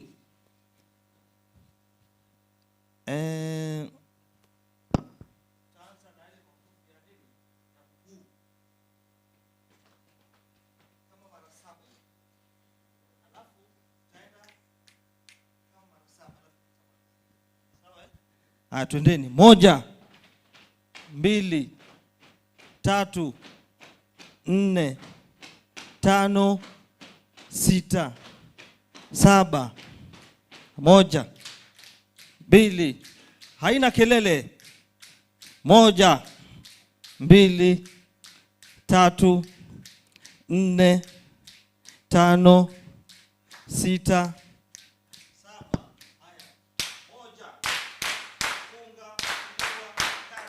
Wawa. Oh, thank you very much. So at this time, allow me to call upon Mr. Martin atufungie hichi kipindi cha presentation with some comments. Martin, karibu.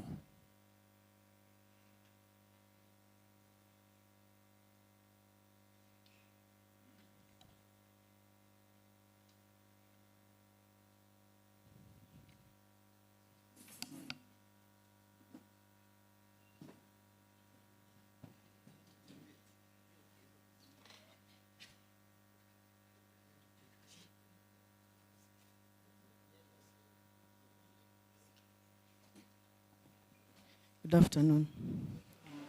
I think we needed to make the comments before the presentation, but it's okay. We were a committee of, we were supposed to be 4, but we eventually were 3 to review the abstracts that have been presented to you. So, my colleague Murunga and Miles, we were the ones who reviewed and there were some things that we felt needed to be corrected, and maybe I'll just do this to help the students and those who are coming to present next year. One of the things we did is to group the abstracts we received into categories, and the categories we chose were competency in mortuary science, competency and training in mortuary science. Then we looked at biosafety and infection prevention practices, and then embalming techniques and innovations. And the third category was ethical, cultural, and legal issues in mortuary science. I think that is the argument that has been here. And then, of course, last was mental health and well-being of mortuary workers. which I think 2 abstracts fell in that category. And then the committee felt that the evaluation that we followed was based on the relevance of the abstracts to the conference, whether the titles and the content therein was relevant to the theme of the conference this year. And then, of course, the clarity of the work, objectives, and methodology, and if the work was original, and to what extent does it contribute to mortuary practice, and the scientific merit and the quality of writing, and of course, the relevant approvals. So based on that, we had 7 abstracts. So 3 abstracts were accepted for oral presentation, which you have seen, and then 3 abstracts were accepted for poster presentation, and 3 abstracts recommended for revision, which we did, but I don't think the presenters were here to do that. No, the presenters made their corrections and have been presented, but we rejected 4 abstracts. And the reason why we rejected the 4 contracts, we highlighted the reasons. One of the major things was some submitted theses. Some 3 people submitted their, I think their thesis, or how do you call it? Not thesis, actually. Their proposal. They were proposal. And an abstract cannot be 10 pages. An abstract is usually 1 page. And in that abstract, you have to have the title, an introduction, and a gap which you are trying to fill, and then after the gap, the objective, and then the methodology, the findings, the results, which are the findings, then the conclusion and the recommendation.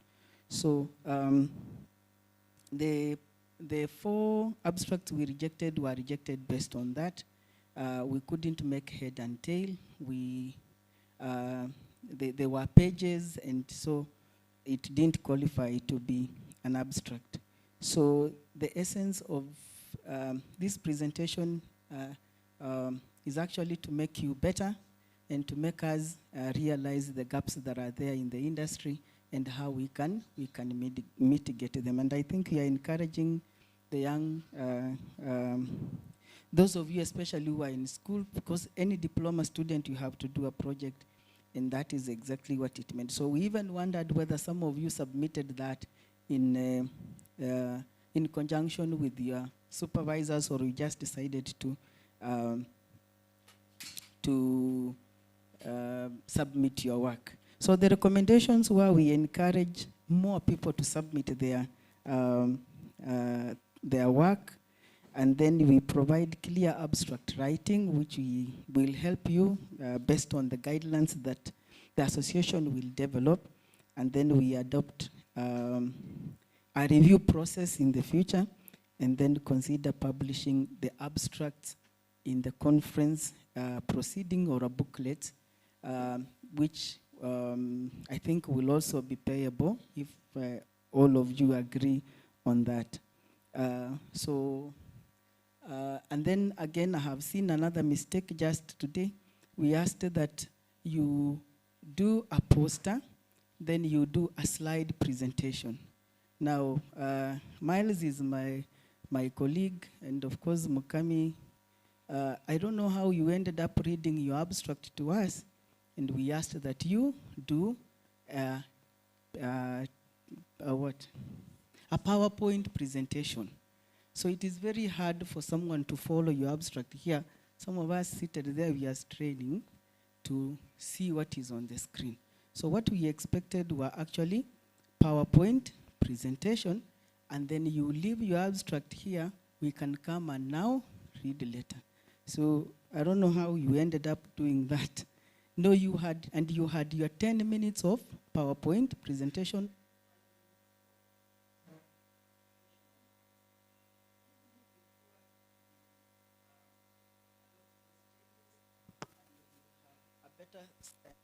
conference, because you can see our colleagues from South Africa, from America, and we don't want to present things here that don't portray what we are. And we'll have maybe other people sitting here, professors, what.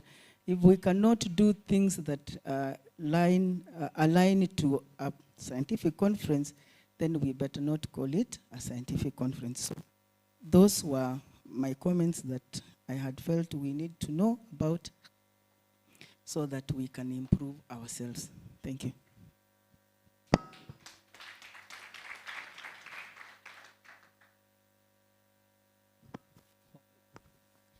Oh, thank you very much, Martin, for that. And I believe tumeona, so the next time we will work on it. So at this moment, allow me to call upon Madam Jacinta to take up the program. Thank you.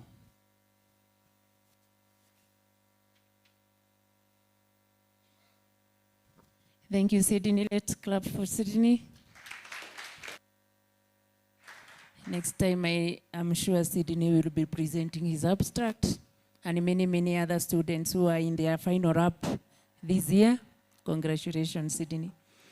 In regards to what Martin told us yesterday concerning our fallen hero, most of us have passed through his hands, and he's a guy that we all emulate.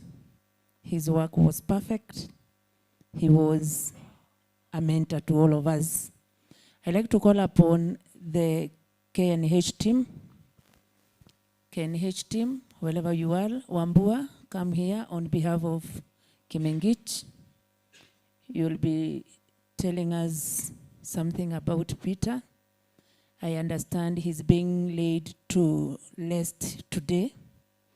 And because of that, the Kenyasta team who are here are very, very much touched. And we need to give them this time to pay their respect to their fallen hero.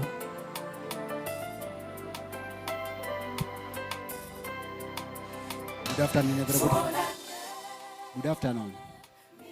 Yes, my name is Chris Wambua from Kenyatta National Hospital. By my colleagues. We had our boss, Ken Kimengich, but yes, today is not around. He's attending to official matters just within the town. So he has blessed me to take his position.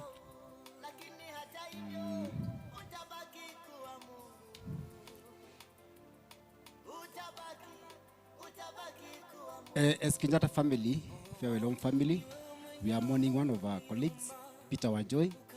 I think most of you have interacted with those who went to Chiromo, they must have interacted with Peter Wanjoy. Currently, he's being laid down in Nyeri County. And our CEO is Dr. Lesiampe, is in attendance to that funeral. We appreciate him because for the first time, the communicada, we are being recognized. You can imagine a CEO attending a funeral ceremony of a mortician. CEO ni mzuri. So we are very honored, and I'll give the team to introduce themselves so that we can proceed. Good afternoon. I'm Catherine Nyamwa from KNH. Good afternoon. I'm Mugambi Getonga. I practice in KNH. Good afternoon, everyone. Washioli Silas is my name. A senior mortician at Kenyatta National Hospital. Hi, everybody. I'm John Okupas from KNH Institution, mortician. Good afternoon, everyone. I'm Buvi Muse from KNH, lakini si Songo. Hi, everyone. I'm not going to say much, but I've worked with Wanjohi in KNH Farewell Home for 5 years. He was a good guy, and I used to call him Wanjo. because at KNH we always cook tea. So he's the one who used to give us the matchbox. So I could look for him every time just to give me the matchbox, and it's so sad, but yeah, just pray for us. So in remembrance of that fallen hero, I would request we stand up, we give them 1 minute of.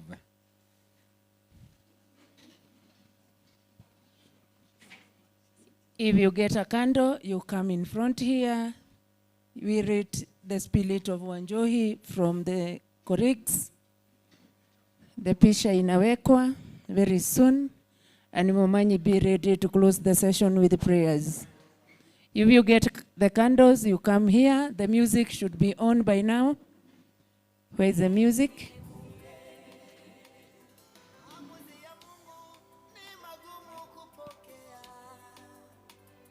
Mwenye hatapata kando, light your phone. Na tuinue juu. In respect to our fallen mortician.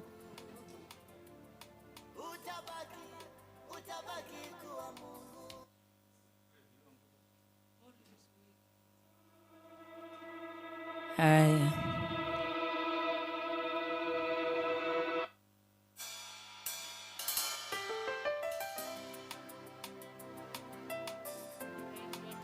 Write your candles. Somebody should be taking this video. We'll be sending it.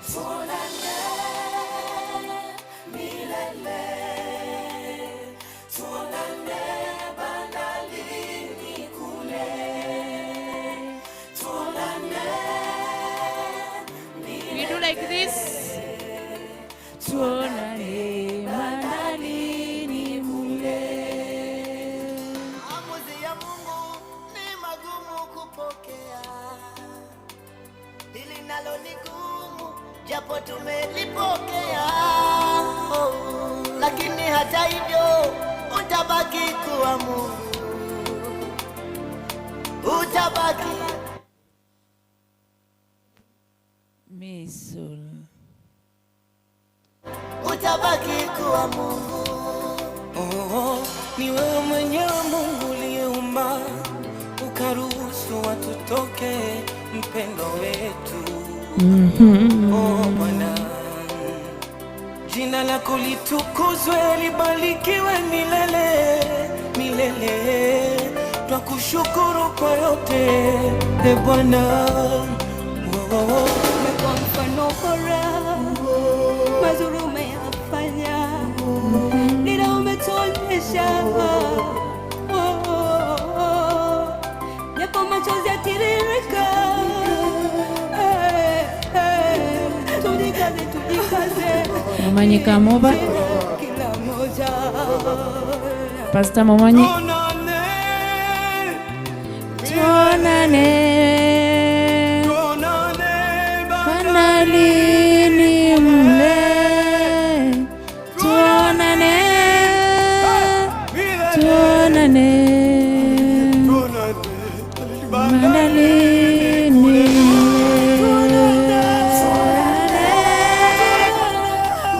Let us sing along. Tuonane mandalini mle. Tuonane milele. Tuonane mandalini. Again.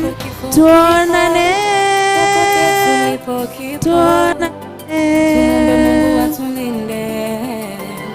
mandalini mle.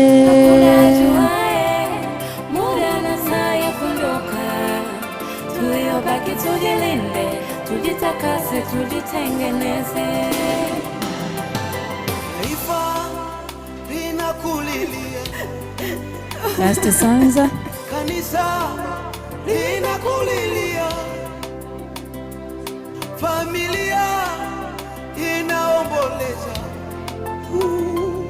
Nenda vita umeimaliza, simanzi zimetawala, umelala kama utamka. Hivi ni kweli umeondoka? We sing it in English version. In the street, by and by, we shall meet on that beautiful shore. In the sweet, by and by, we shall meet on that beautiful shore. In the sweet by and by, we shall meet on that beautiful shore. In the sweet by and by, we shall meet on that beautiful shore. Thank you so much. May Peter enjoy his soul rest in eternal peace. And to end the session, let our association pastor do a prayer. Is it afternoon or morning? Good afternoon, everyone. Let me take this time to say thank you for this opportunity to pray for our departed one who has left us behind. But we know he has gone to prepare a way for us, for those who read the Bible. Whoever dwells in him shall not perish, but he will have everlasting life. Let us pray. Baba, katika jina la Yesu, nakushukuru Baba, wewe ni mwema. Unaweza yale Bwana sisi hatuwezi. Ona mwenzetu ametutangulia, Peter Wanjoy. Tunajua Bwana mahali wewe utamweka kulingana na matendo yake. Baba wetu, tunajua kwamba sisi pia tumo njiani. Tutakapofika mahali pale Bwana, tunajua kwamba tutakutana mara ya pili ili tuweze kucheza pamoja na tucheke pamoja. Baba wetu, tumesema ni asante kwa sababu ya organization ya Kenyatta National Hospital. Mungu wetu, watie nguvu Bwana, maana Bwana tunajua Bwana wamekuwa na pengo ambao haliwezi jazwa na mtu mwingine. Mungu wetu, tunajua Bwana ulituumba kwa mfano wako mwenyewe. Baba wetu, tunajua kwamba sisi tumo njiani tuacha. Baba, tunaomba ukaese Bwana kubariki kila mmoja. Tutakapotoka mahali hapa Bwana, tutakapotoka kumaliza hii conference Jehova, tunajua kwamba Mungu wetu unajua yale ambao kila mmoja ametenda mbele zako Bwana. Baba wetu, tunajua sisi ni wenye dhambi. Tunaomba msamaha wako, ukatusamee na ukatuoshe na damu ya Yesu Kristo. Ndiposa Baba tuweze kukaa mahali pako, mahali patakatifu. Asante Bwana, maana unaenda kutenda kulingana na mapenzi yako. Baba yetu, tumesema ni asante, na ni katika jina la Yesu Kristo nimeomba na hata kuamini. Amen. Thank you so much. We may inherit our seats. Switch off the candles and hand them over to Kate. Thank you so much. Thank you so much for the session.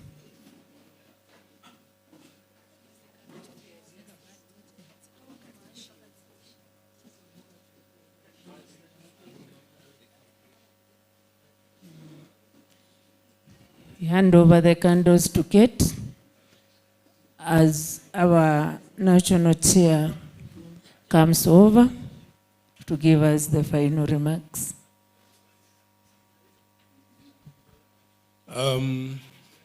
Thank you very much. I think it was in order for us to show solidarity with our colleagues at the KNH, and throughout the whole nation. So thank you. The chief guest has already left the offices. He's on the way coming for the closing ceremony. So I want to request us to be patient. He's on the way. We are done with all our presentations for the conference. What is remaining is just the closing ceremony. As we wait for the chief guest to come, I think I'll give people the freedom to interact. In the meantime, as ameshatoka.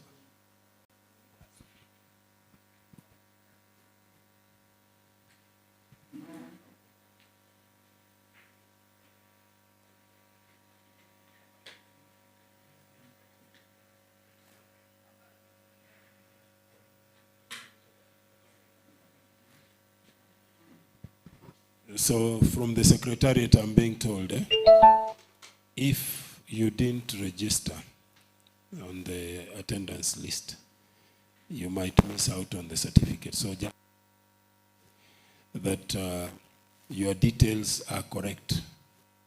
The certificates are being printed. They will not stop us from doing the closing ceremony. The envelopes will be there. If they will not have arrived here by the time the chief guest is leaving, we will hand over the envelopes and then you'll pick your certificates from the secretary. But just make sure that your details are correct, because once we print the certificates, we will not correct them. So in between now and the chief guest coming, just ensure that your details are correct, because those are what you wrote is what we are going to write in your certificate.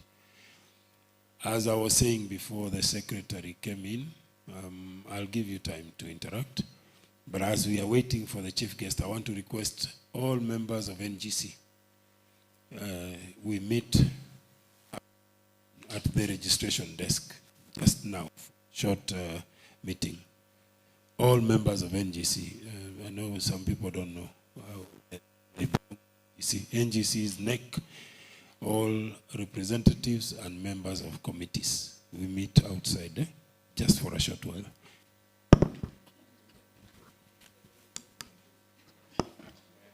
Please don't leave the room, because once the chief guest is here, we will not try this. Click on all.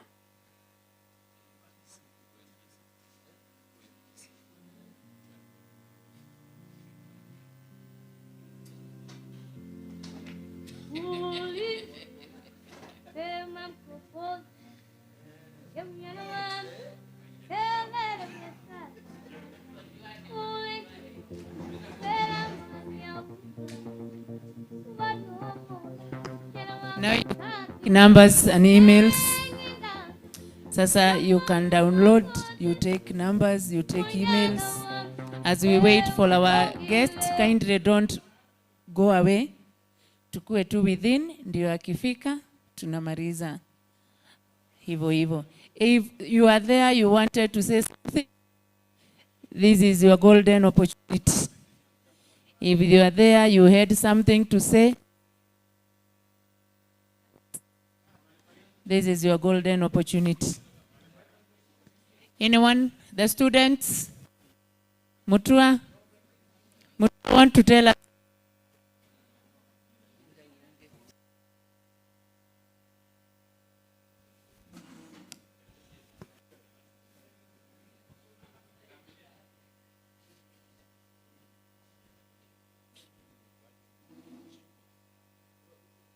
Hello?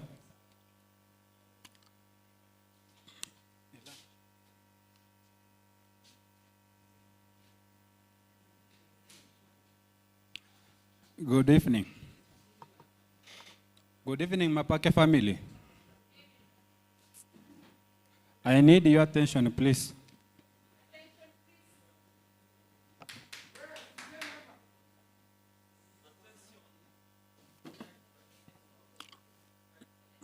Let me take this opportunity kuwashukuru sana wote walimake kufika huku.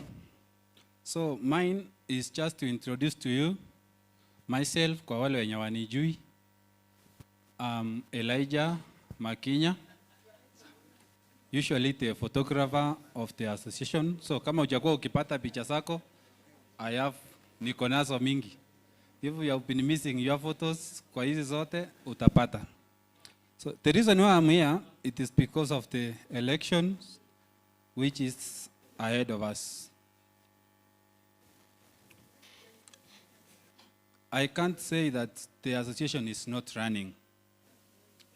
The association is real running, but it is not running according to the way we want it to be managed.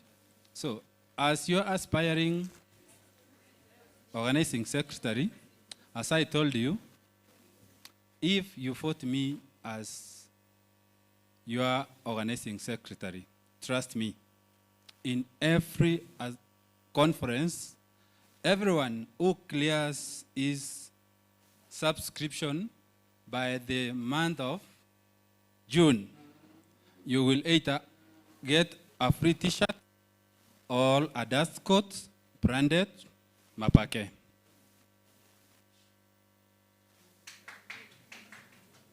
Oh, I'm sorry, nimetakiwa kwingine. Mambo ya picha ni mbaya.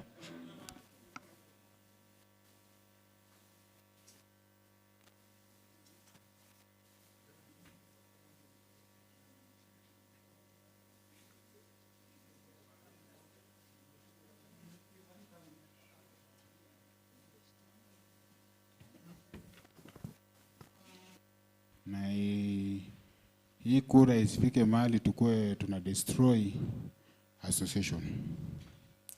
Kama uko na candidate wako, just vote for him.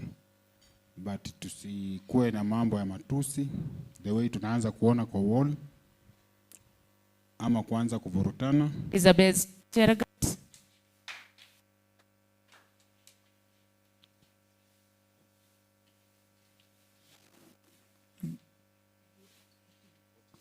David Otima, Steve Kerry, Rafael Osoro, Robinson Nyamwea, Derek Simiyu, Jacqueline Masinde, Abednego, MTRH, John Ominda, Moses Arumbe, Victor Osaria, Raketel, Stanley Wawelu Maina,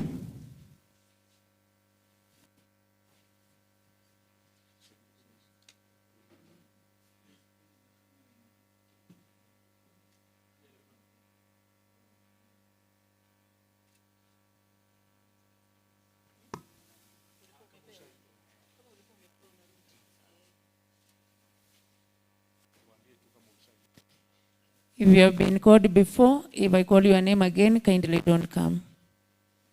We need Jep Kosgei, Jeremiah Obegi, Aisha Kariuki, Mouo Peter, Eva Gloria Gakenya, Doris Kinya, Pamela Pande, Virginia Mugane, Van Serenge, Maureen Muhonja, Ezra Makinya,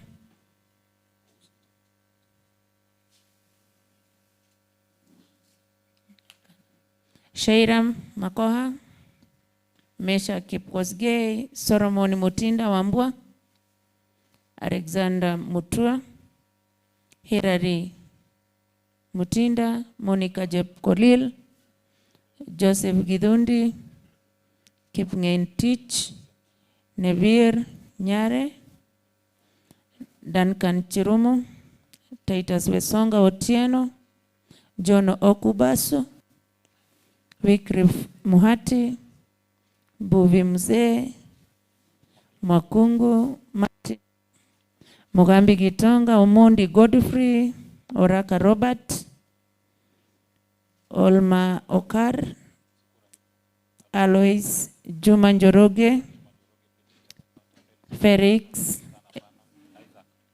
Isaac Mwangasu, Margaret Dairo, Brenda Mudike, Mary Kongo, Cruz Murunga, Rusi Siombei,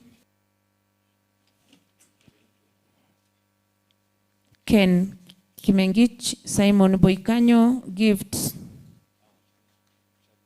Edith, Charity Mukangai, Brenda, Abisagi, Rona Jepkemboi, Christine Juma, Faith Chepto, Shairin Jebet, Cosmas Mwanzia, Imelda Akinyi. If you have not heard your name, kindly come forward. If you have not heard your name from the list, kindly come forward for your certificate.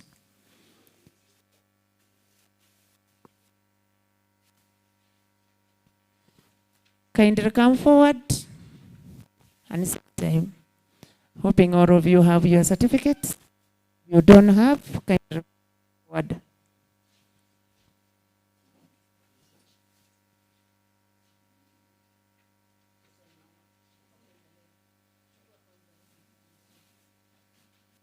Those who have not heard their name, kindly come forward. If you have not received your certificate, kindly move forward.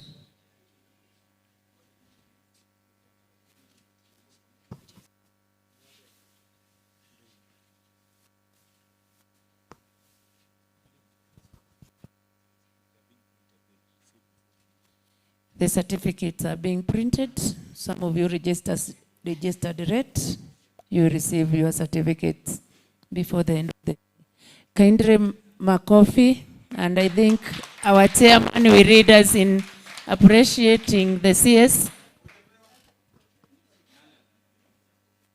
Makinya peana picha kuja upigwe picha. He's also a member and the photographer. Waziri atakupelea tu hapa, upigiwe picha hapa.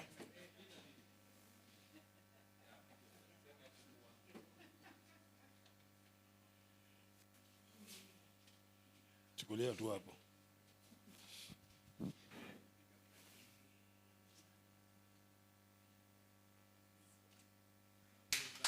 you very much. I think I want to call upon Mr. Martin Inyimili to come and offer a vote of thanks. And then Matano will give us a closing prayer. Martin, I think I thought I saw him around here. Ama ameenda nje. Martin, the conference is yours. Hata ukitoroka ni yako tu.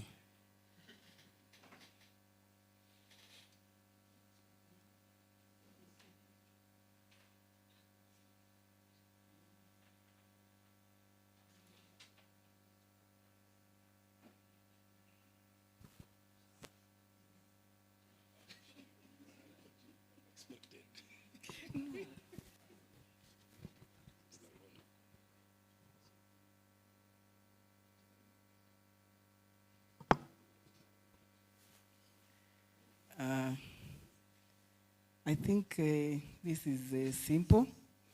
To our guest, Engineer Lagat, Honorable, right if I say honorable. So Honorable Engineer Lagat, thank you very much.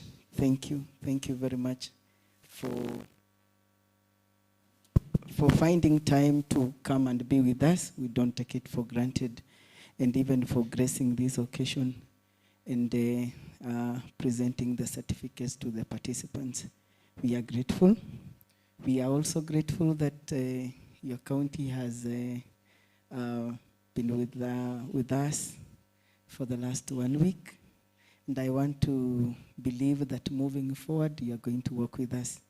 And now I think you know that this is a profession. As you are building those facilities, you can now see the face. It is not what used to exist that you punish people by sending them to the morgue because they can't sweep the road. No. Now we have professionals here. Please consider them when they come knocking at your door. Please pass our warm regards to the governor and to the deputy governor, tell them we appreciate that they have given us support to this end, and we also still hope that moving forward, when we come knocking at your doors, you will walk with us and you will help us. We have so much that we anticipate that in our endeavor and in our journey, that all that support will come from people of goodwill like you and the county government. So pass our warm regards, and I hope the participants, when we are done with this, they'll still be around and leave some coins within the county. I know they have 2 or 3 to leave within the county. So thank you so much. We do appreciate, and may the Almighty bless all of us. Thank you.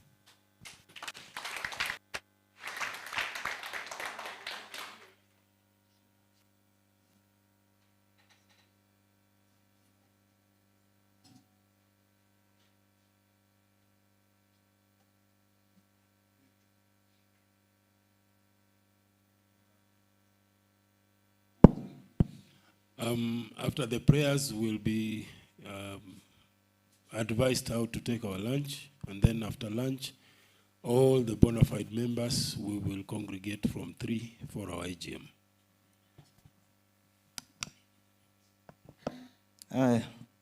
Amjambo.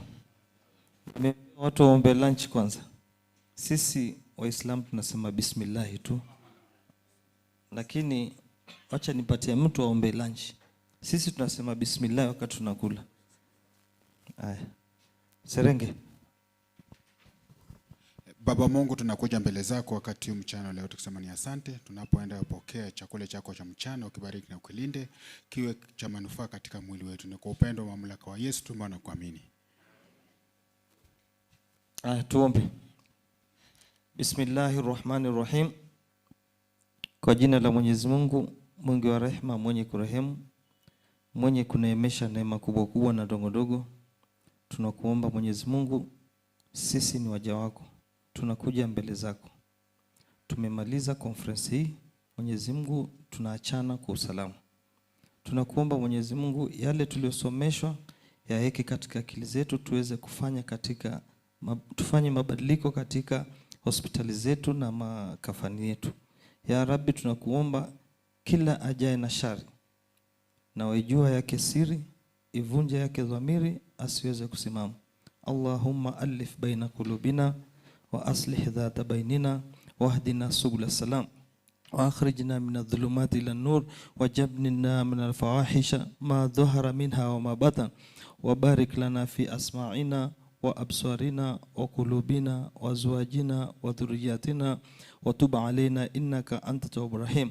Allahumma min an-nur al-anwar wa sirr al-asrar wa tiryaq al-aghyar wa miftah bab al-yasar سيدنا محمد المختار وعلى آله وصحبه وسلم والحمد لله رب العالمين. شكرا.